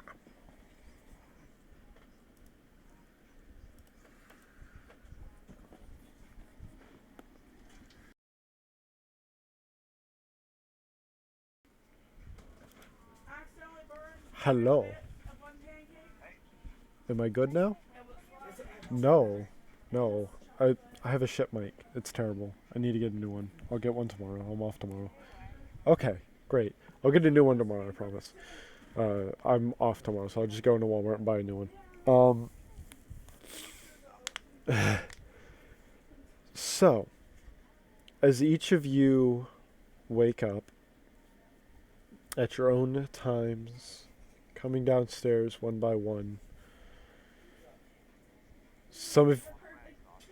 Yes, it is a long rest. Yes, and so you all level up to 16. But as each of you come down and begin to gather around the table, Shuiai is cooking breakfast this morning. Although, thankfully, it seems that she may have had some kind of teaching for the cooking. She does not have she doesn't have necessarily entirely strange things put together on the counter. They seem mostly to go together, although the one strange thing, because she is seeming to make, or at least attempting to make, what you assume to be eggs with some bacon and cheese. However, she also has what would effectively amount to several eggplants in addition. But they don't look like the ripest of eggplants. They don't necessarily look bad, but they are they're visibly squishy.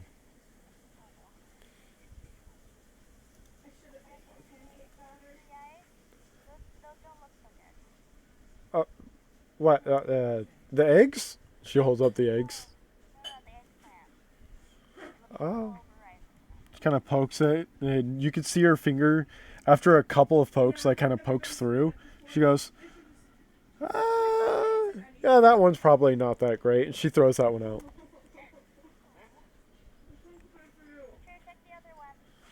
Oh, okay. And she kind of pokes the other ones, not quite as much or as hard. And so her finger never goes through any of them. And she goes, I don't know, the rest of them seem kind of fine to me.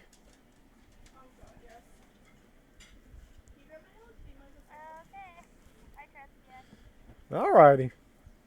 She goes about starting to make the breakfast.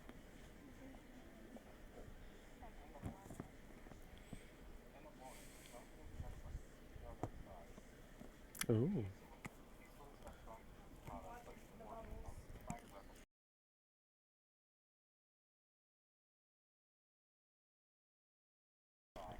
Make a wisdom check with advantage.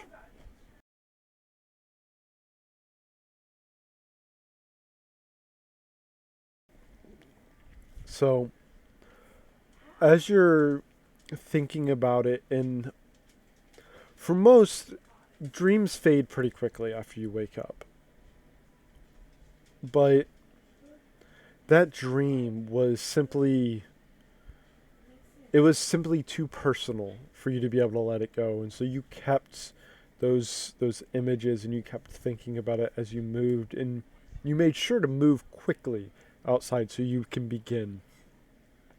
And as you begin trying to replicate them,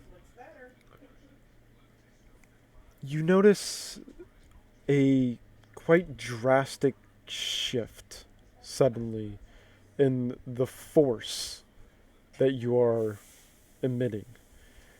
It's not quite as much as you saw, but you can feel as each punch and each kick and each movement is made. Whereas you can normally feel the wind sort of moving out of the way, it's almost like the wind doesn't even have time to try and make that decision. It's like you are physically forcing the air out of the way instead of it moving out of the way. And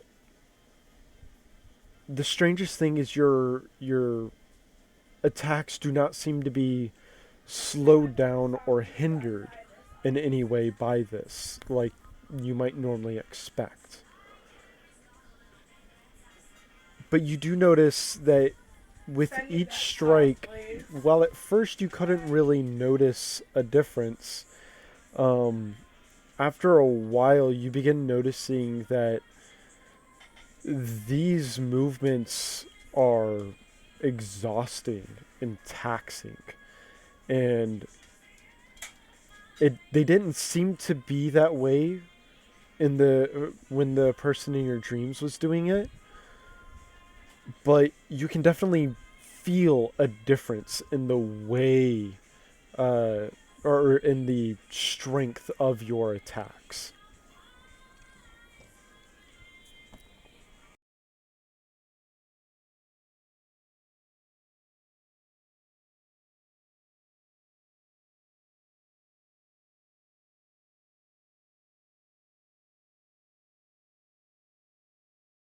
Alright. So eventually, all of you come down and have gathered. The food presented is not the worst thing you've ever seen. Some of the eggs do look still. It seems like she was trying to make scrambled eggs, um, but some of them are a little gooey still.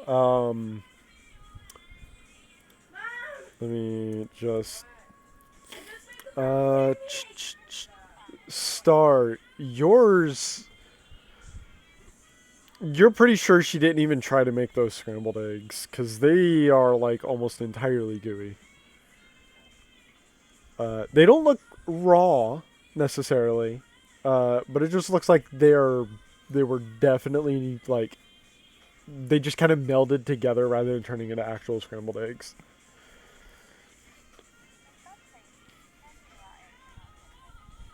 Yeah.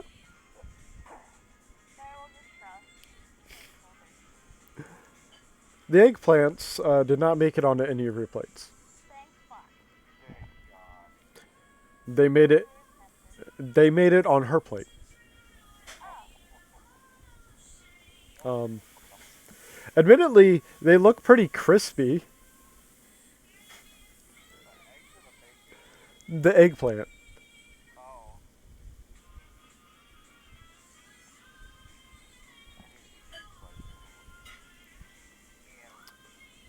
Well, it was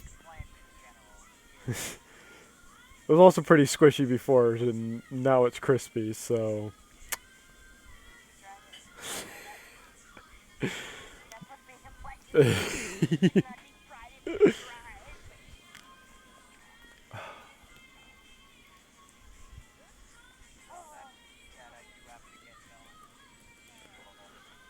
Alright. Yeah, it's been about 2.5 hours.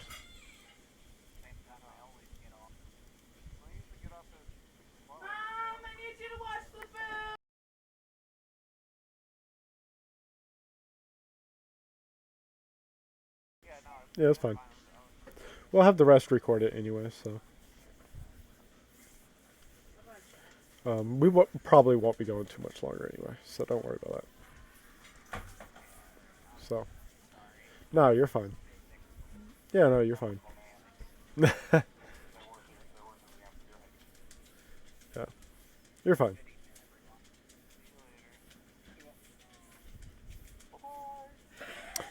I love describing things. But food is had. Is there anything any of you wish to do?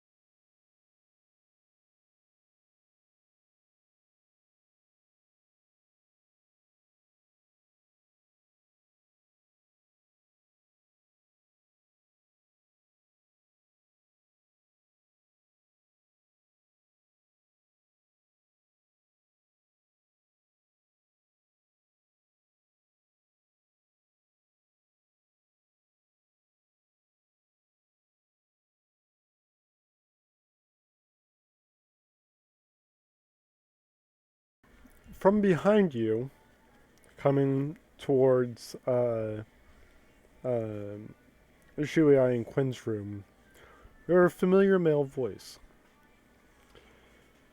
You truly are an odd bunch. And as you turn to look, you can see Arnaldur standing there.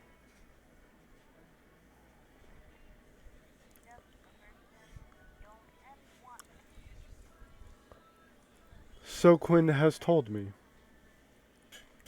He also said you weren't here, so I wasn't yesterday, but I came back. Seems like it was a good thing I did. yeah, there's a lot that happened when we were in that forest, and I assume so. You've been gone for a week. yeah, Admittedly, I'm surprised any of you want to go in there. I will never step a foot in that forest. Way too creepy. Have you just kind of looked at the entrance to that forest? That alone is creepy. yeah, well, there's a reason for that. It's like basically like a little forest pocket. There's a whole bunch of Sierra living in there. Still, Well, the Vera I expect, but Sylph's in there? Really? Yep, actually, Star's gonna pull out that letter and pop it on the table. God. Or reads through it for a moment. You killed the Sylph's god? No, yeah. Oh. It might be one of the three. Right. He sort of reads over the letter and goes, Bearded lightning man. Big bearded lightning. Oh, yes, I remember him. He was known by several names, if I remember correctly. Although I think Indra... Oh, well. He was a hassle to deal with. How did you all? Staff and Shoots out lightning a whole bunch? yeah, I kind of burned it to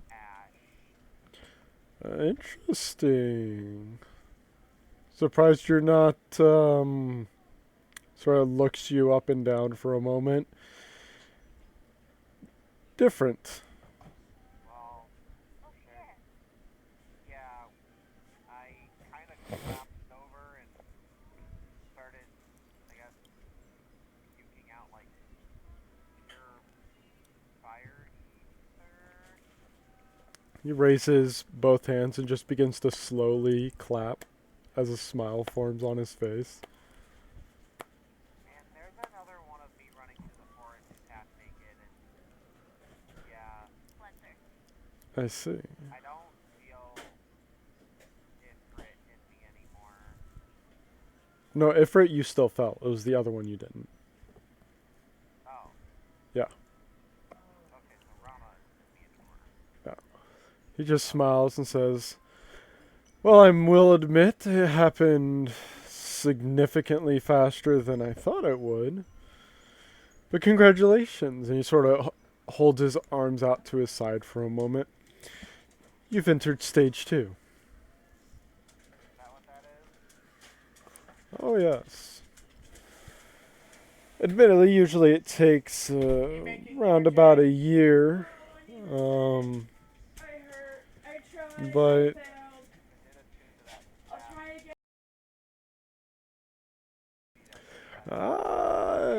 that would definitely do it. And that's one thing I don't think. I actually don't know what's going to happen. Sort of scratches his chin for a moment. We never experimented on flooding any of the royal bloodline with aether before. Oh, question. Yes? We might have read some of your research here and there, but did you ever have documentation on the change within people's ether as forward? Oh, we have plenty of that. We've had individuals who came to us that wanted to see what happened when that happened, and well, we were glad to research it, and they were interesting results. Well, at the moment, you're...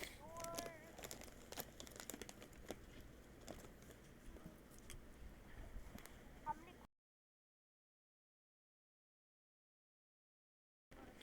A lot. Well, Edwin here. Her ether is no longer a single color, if it ever was a single color. I don't know. Seems to be purple and red. Well, the purple is likely from whatever she did with this Indra. Uh, the red is likely from her primal Ifrit. However, and he sort of looks her over for a moment. Ooh, he did a number on you getting out of you. Is that what that was? Last? Oh yes, primals don't like being around each other, and so it looks towards your neck a bit and goes, "Those don't look healthy, either." And he's pointing towards the veins, Oh. and he says, "From our research and what I've been able to research, the effects of an etherical overload are rarely good. Assuming you survive at all, it kind of depends on the source of the aether. Typically, when aether of a primal is used, you become enthralled by said primal.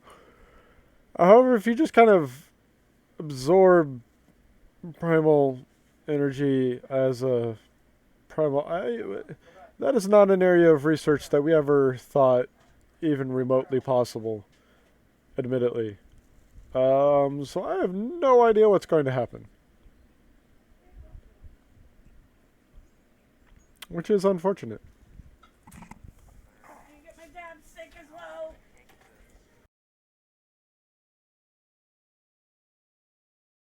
Uh, it could. It honestly depends on how much of the aether is still inside of you, and oh, there's a lot of variables, and admittedly, it would be a. Oh, no, no, no, no, no. If I'm not being kidnapped by the other tribe, you are not locking yourself in that thing. Got it? I just... There's two things that I want to figure out. One, why Ifrit wants to, is so... wants to take over my body. And she's calm now. Well, I could answer that for you.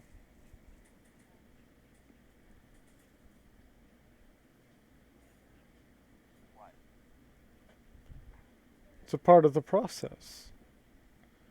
If you wish to control the primal's power, you must force it into submission, not simply a truce. There's no bargaining with the primal. There is no halving with the deal or with the access or anything like that. The primal wants control. The primal is a primal, and they are more akin to a wild beast than sentient life. Forced submission is the only option. They will stop at nothing else. That's what you wanted to show me before, right? Yes. How to do that? Well, I wanted to show you what was going to be coming. but that already happened. Indeed. But now you know.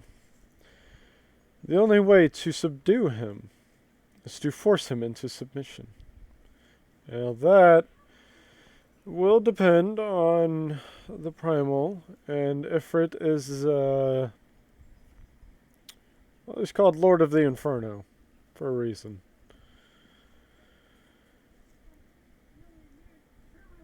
Well, if that's already done and I can't do anything else about it, then that's gonna have to just deal with.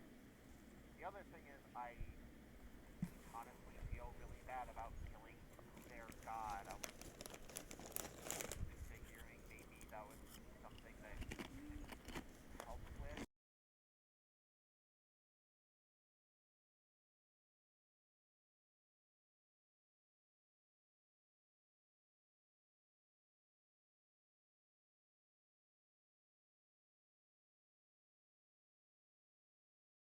Well, they're not without protection. We can't fight. We just sustain it.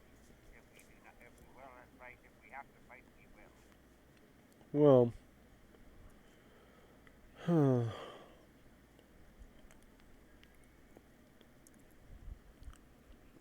Or even if not Indra, some other sort of. creating such a catalyst again is difficult without my scientists. Yeah, Bongo. Would he help? Unfortunately, no. Bongo is not designed for the scientific research that would be required. Admittedly, I didn't think that such a device could be drained, let alone destroyed. We kind of intended for them to not be able to be destroyed, so. But without my other researchers, it would take me a while to find the information on constructing such a device again. Well, then one other thing. I'm sorry. If that other he is running around, and he said that that was the other primal leaving, is that just Indra? Did he just take Um, orb? sort of scratches behind his ear for a moment and says, "This is purely speculation, based off of what I remember and what I've learned. From what has been described, it seems, given... When did this other... this Indra leave you? Or when do you suspect he did? Well, we were only in there for what felt like a day and a half. There was But what else was happening at the time? well, it was right after when I collapsed and started spitting out ether. They Uh, yeah. Thought if we could get rid of some of the overflow, she would be okay. so this is speculation, but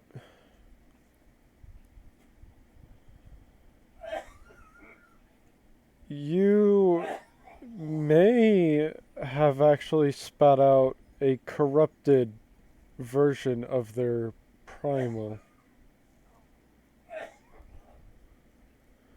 Again, I don't actually know what happens when one primal absorbs another. That's never been something we tried because we were pretty sure that would just cause the other one to explode. But apparently that's incorrect. At least in this case.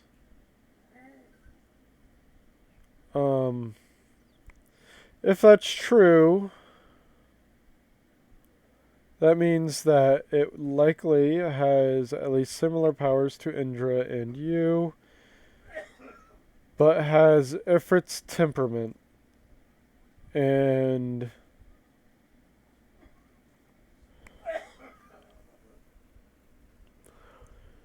I don't know if I should tell you the next part. Adwin, while you were in there and sort of the events surrounding what happened, what was your strongest negative emotion?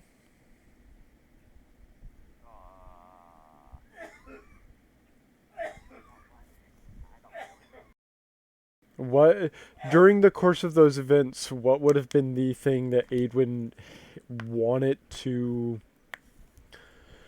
what would have been the strongest negative emotion associated to it?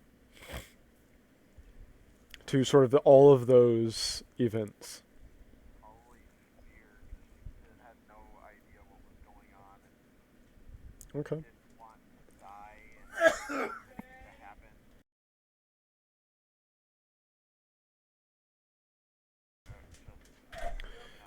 Yeah. So No fear.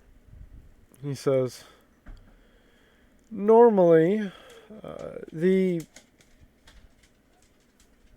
duplicate is a part of the process.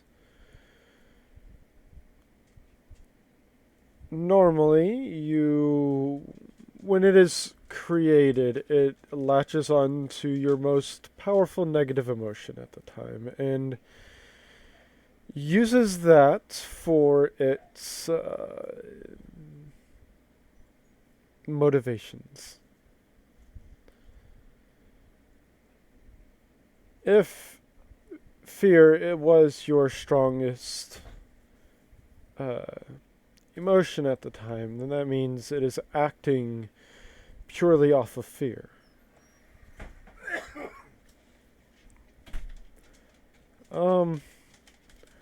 This is bad for a couple of reasons.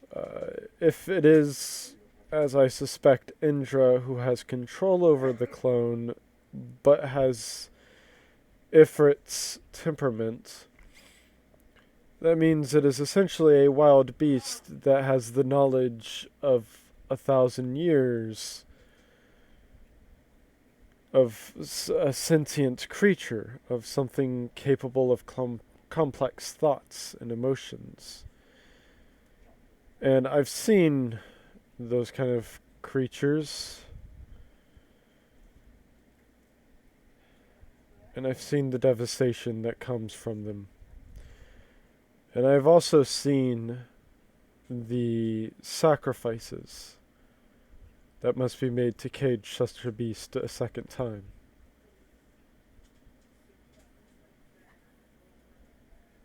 If this creature is truly free,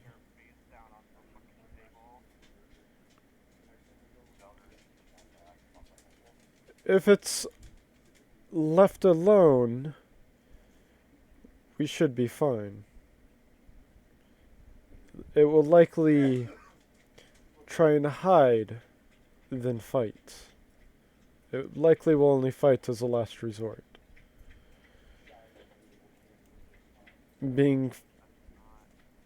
If its strongest emotion, or if its only emotion rather, is fear, then it is quite simply afraid of everything.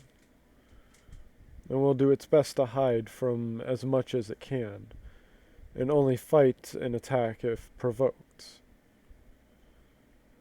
So theoretically, if it's left alone, it should be fine. But it's also got Effort's temperament, so it's probably easily provoked.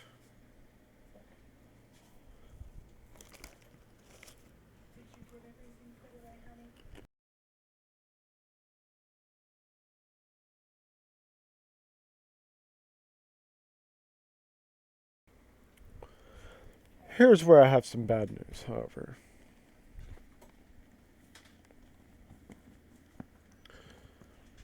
I have seen your group in many strange dreams as of late.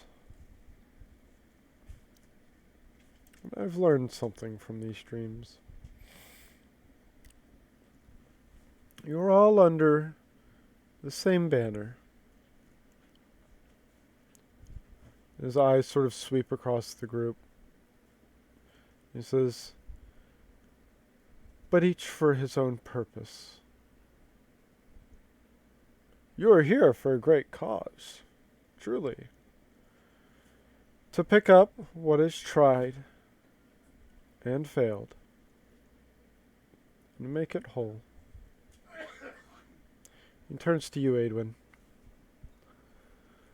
You want to be among the gods, and hear your name praised by generations to come.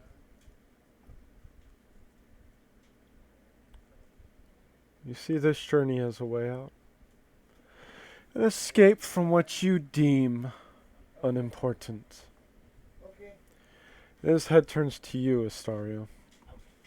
And says, in you, the simple one. All you want is shelter and dinner.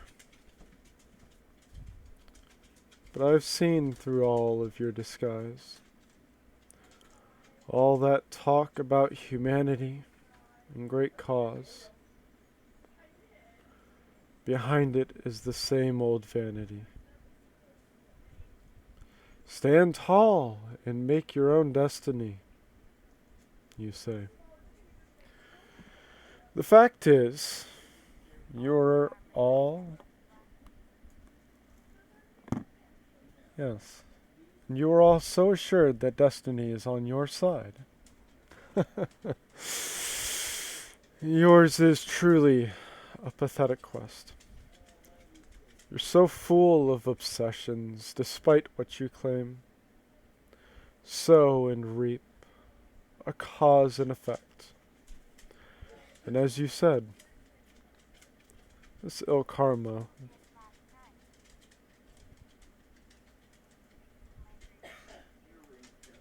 tilts his head and sort of looks over at you.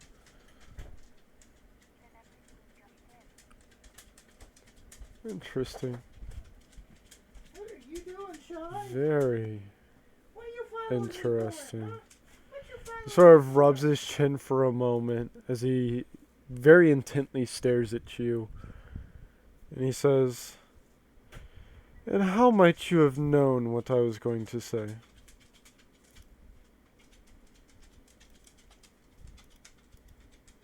told you. It was in my dream.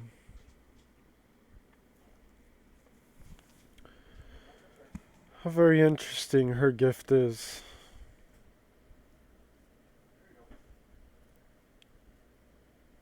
I was wondering why when the first time we all met, there were just a few of you that I couldn't reach. Now I understand why.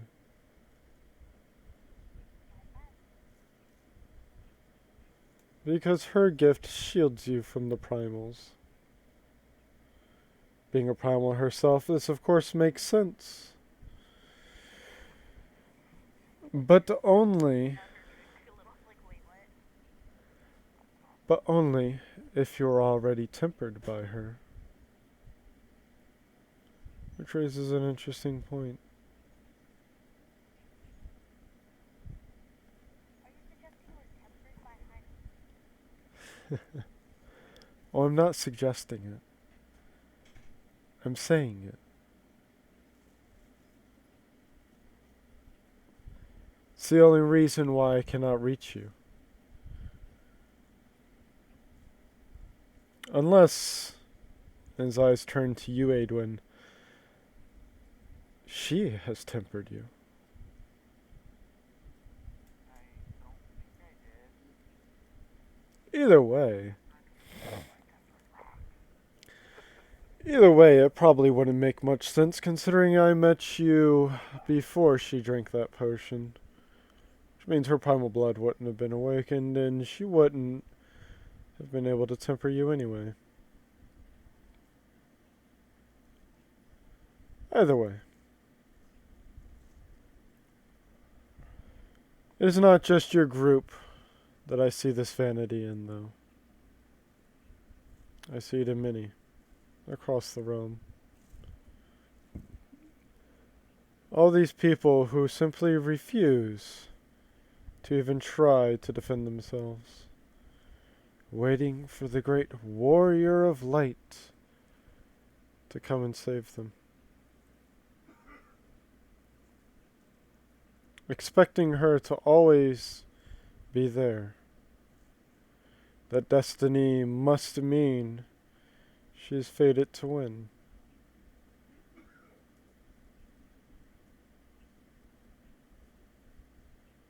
I find this laughable. You already know my story. You already knew how we simply could not allow the beastmen to continue their actions, and how we sacrificed to ensure they would stop. And nowadays, as much as the peace between them has been garnered, there were so many who were simply refusing to even try to do something. Regardless of what it was that they actually tried, they simply refused. I do not support many of their actions. For some of them that retaliated, granted, they retaliated in much the same kind that we did, but their methods were questionable. We did not chase them once they fled. We simply allowed them to exist. But so many of your kith and kin have sought genocide. This peace is fragile. It cannot last. It will not last. And if you actually stop and think about it, you'll realize much the same. Here, Vera, Mikote, it matters not. Eventually, one of them is going to seek to simply ensure the summoning cannot be performed again. And their reasoning will be any of the towers that have cropped up at the hands of the Asians, who use those very beastmen to force them to summon their primals.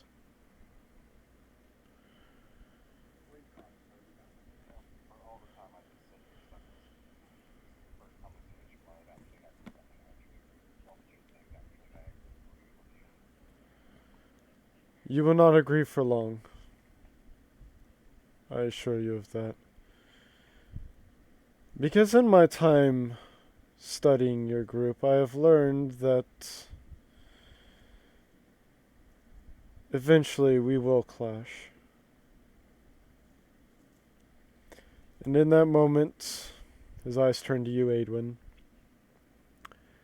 we will be forced into a decision. One of us will have to die.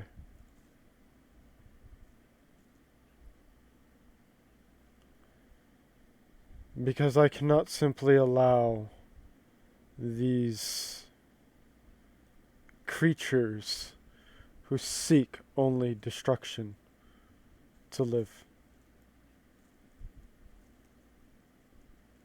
I cannot allow them to simply exist.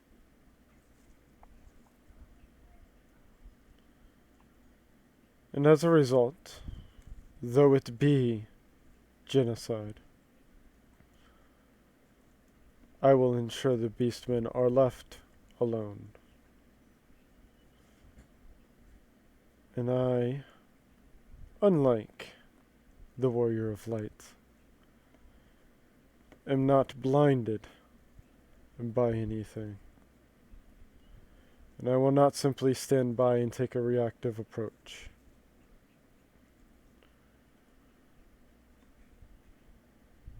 Now, whether or not we clash here or in the future, I leave to you. But know this. Any who would threaten the Beastmen, I will kill. Without hesitation, and regardless of their faction. There's a whole lot of people that are trying to hurt me anymore. You'd be surprised. So many of your own still want them dead. And the Twin Adders, and the Immortal Flames, and the Sultan Sworn. Even in the the Maelstrom, yes, them. The Maelstrom. There are people all over this land that want them dead. And I can tell you, they will not wait long. But, I mean, that's... Again, I've mentioned before, and that Beastmen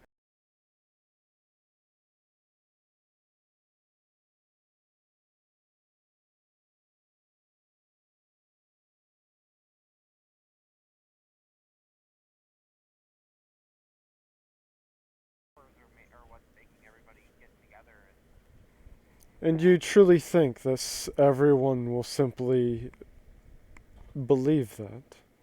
That there won't be some out there that claim that is false and that the Beastmen are actively doing it? I don't think that, I'm not that naive. I don't think that's going to be what those people are obviously going to be met with resistance and disdain. And yet, as we have seen time and time again, a fanatical cause gives rise to many fanatical fans. Well, the biggest offenders right now are the Garleans. If there's anybody that you want to bring down your big primal wrath on, it's definitely them. They're the ones who kidnapped they're the ones who kidnapped the Beastmen and locked them in those towers. Unfortunately, much like he looks towards Star and Delger, he says, much like those two, the Asian and Xenos seem to have found a way to hide themselves from me. Believe me, they would have been my first targets. However, I have been having trouble tracking their movements. It's frustrating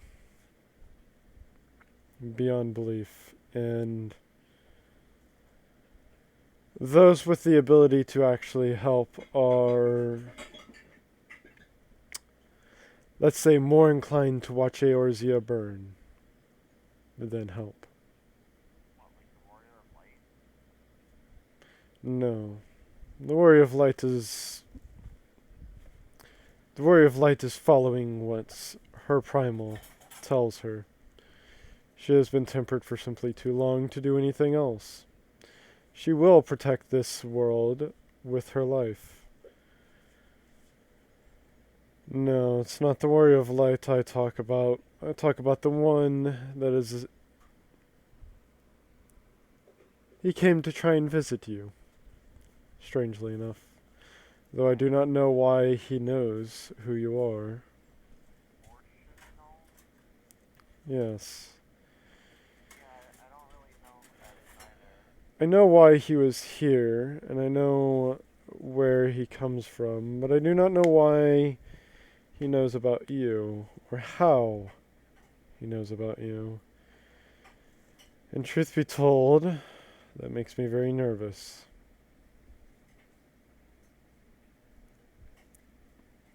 However, I have more important manners. So, he sort of puts his arms out to his side and he says, "You all know my plans, and you know that you cannot talk me out of them. No. And I honestly, it's gonna sound kind of weird, but I don't disagree.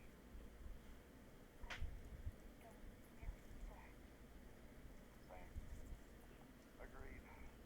These idiots, these people leading everyone don't use for blade with anagrams. They are more positions they have. Obviously, we can just throw it under the whole blanket of racism bad, because it is. Yeah. And we want to do our part helping.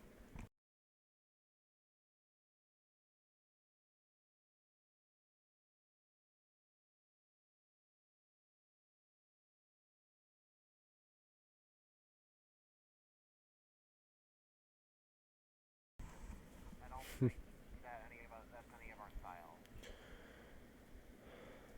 Well, just know that I know we will have to clash in the future. And I will leave you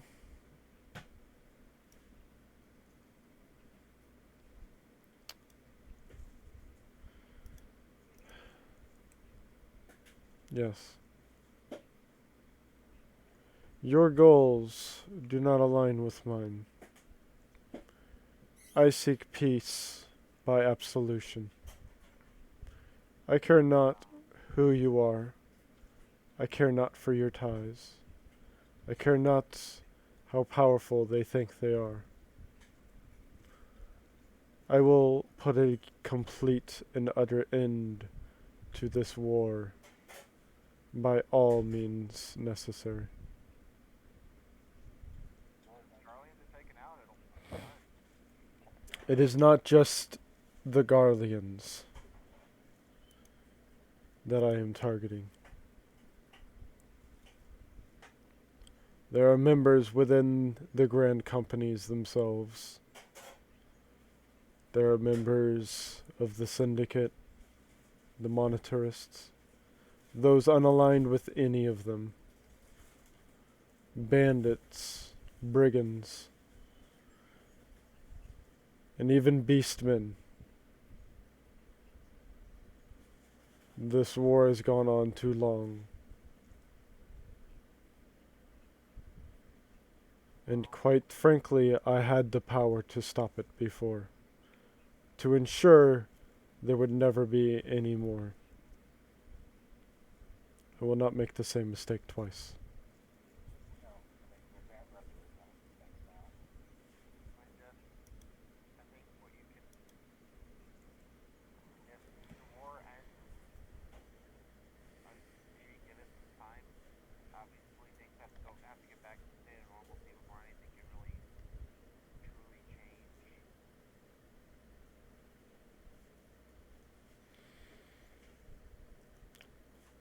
I need time to prepare regardless. Is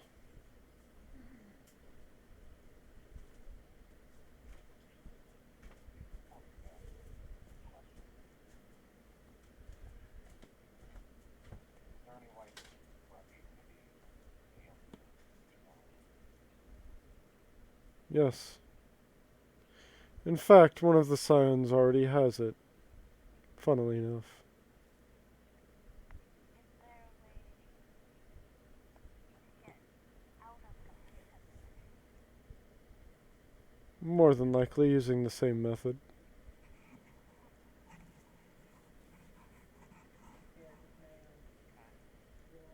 gotta go talk to the Scion. What do you learn about the rest of us?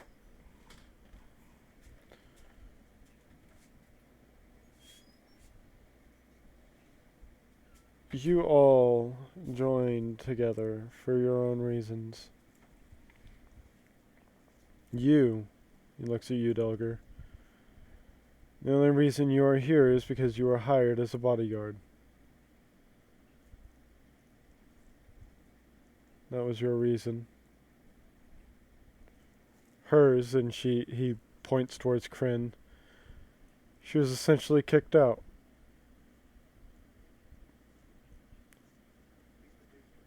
She, and he looks towards Rakshana, suffered a life-altering injury. There are many reasons you adventure, sure. But you do not adventure for the same reason, despite being under the same banner. But this is not new. I'm sure you understand that. It's how all adventuring parties are. They do.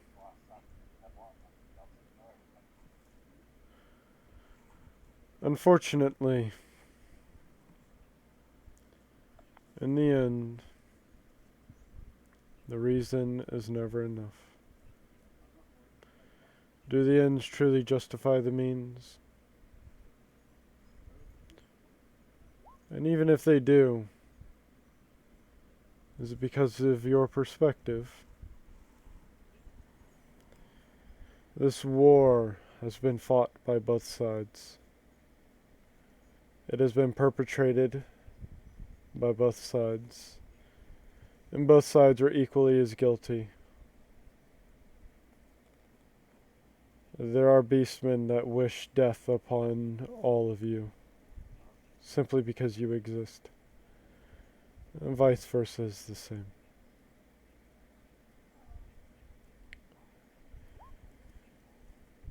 I will accept your answer for now. But think on my words. Eventually you will realize genocide is the only answer. And you will either join me, or one of us will die.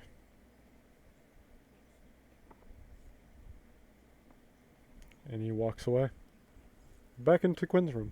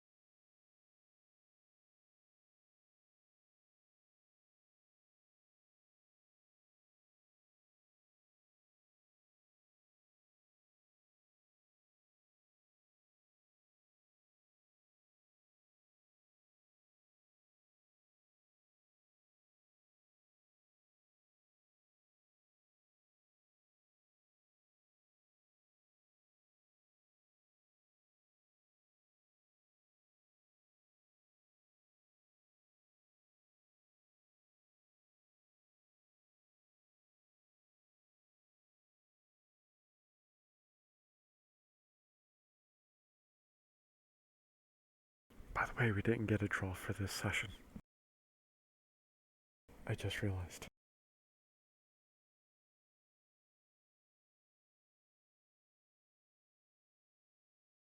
Yes.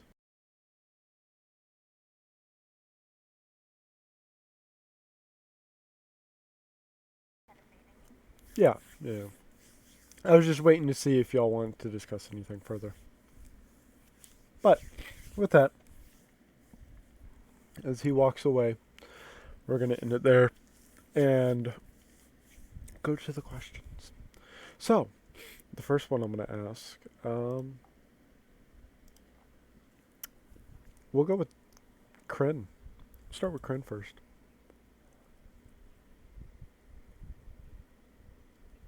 Jordan? Did you hear me? Yes. Okay. I was about to be like, you are muted. Da da da da da da da. I wasn't. My mic was down when it's supposed to. Oh. Oh, rip. I like the story. I love how it gets so deep at times. Like the story taken away. Things I dislike.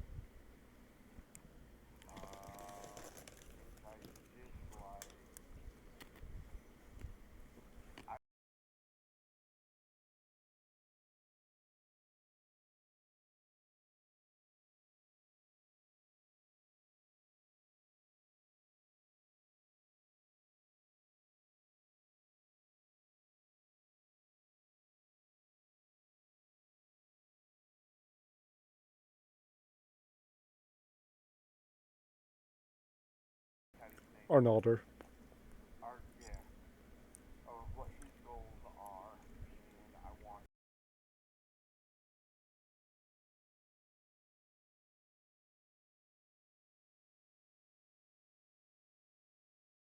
Just go around assassinating potentially major political people. Yeah, nothing wrong with that.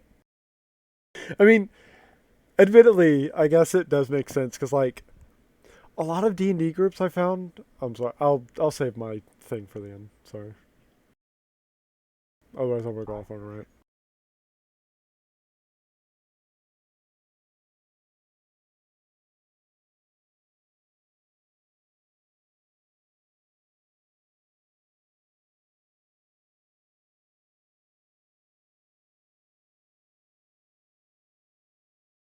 Kike.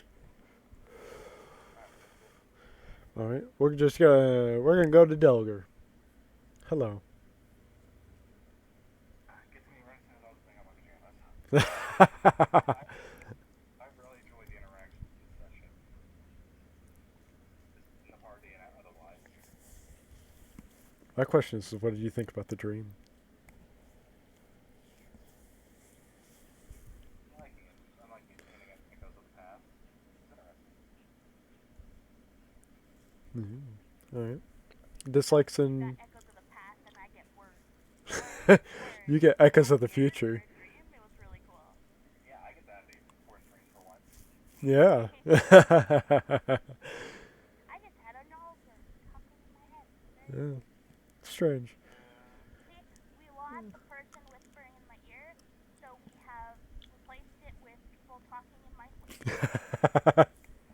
Whispering into your mind. Ooh. So. I kind of echo Chris because just no Ooh. reasons of it. Honestly, Delver, I finally was able to actually sort of hint at this some of his comments. Mhm. Delver has hated pretty much every sort of leader, nature person he's met because he just considers them all just incredibly weak, incompetent, or useless. Admittedly, he wasn't much help there either. He doesn't. Most of these people, Delver wouldn't mind. Yeah. Anything you disliked looking forward to? Nothing like I'm looking forward to actually getting on some other fault lines. Nice. Hang on. Someone say something real quick.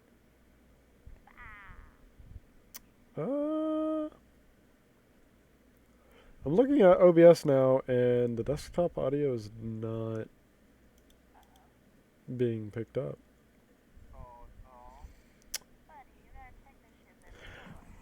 It's never happened before. Hang on. I'm gonna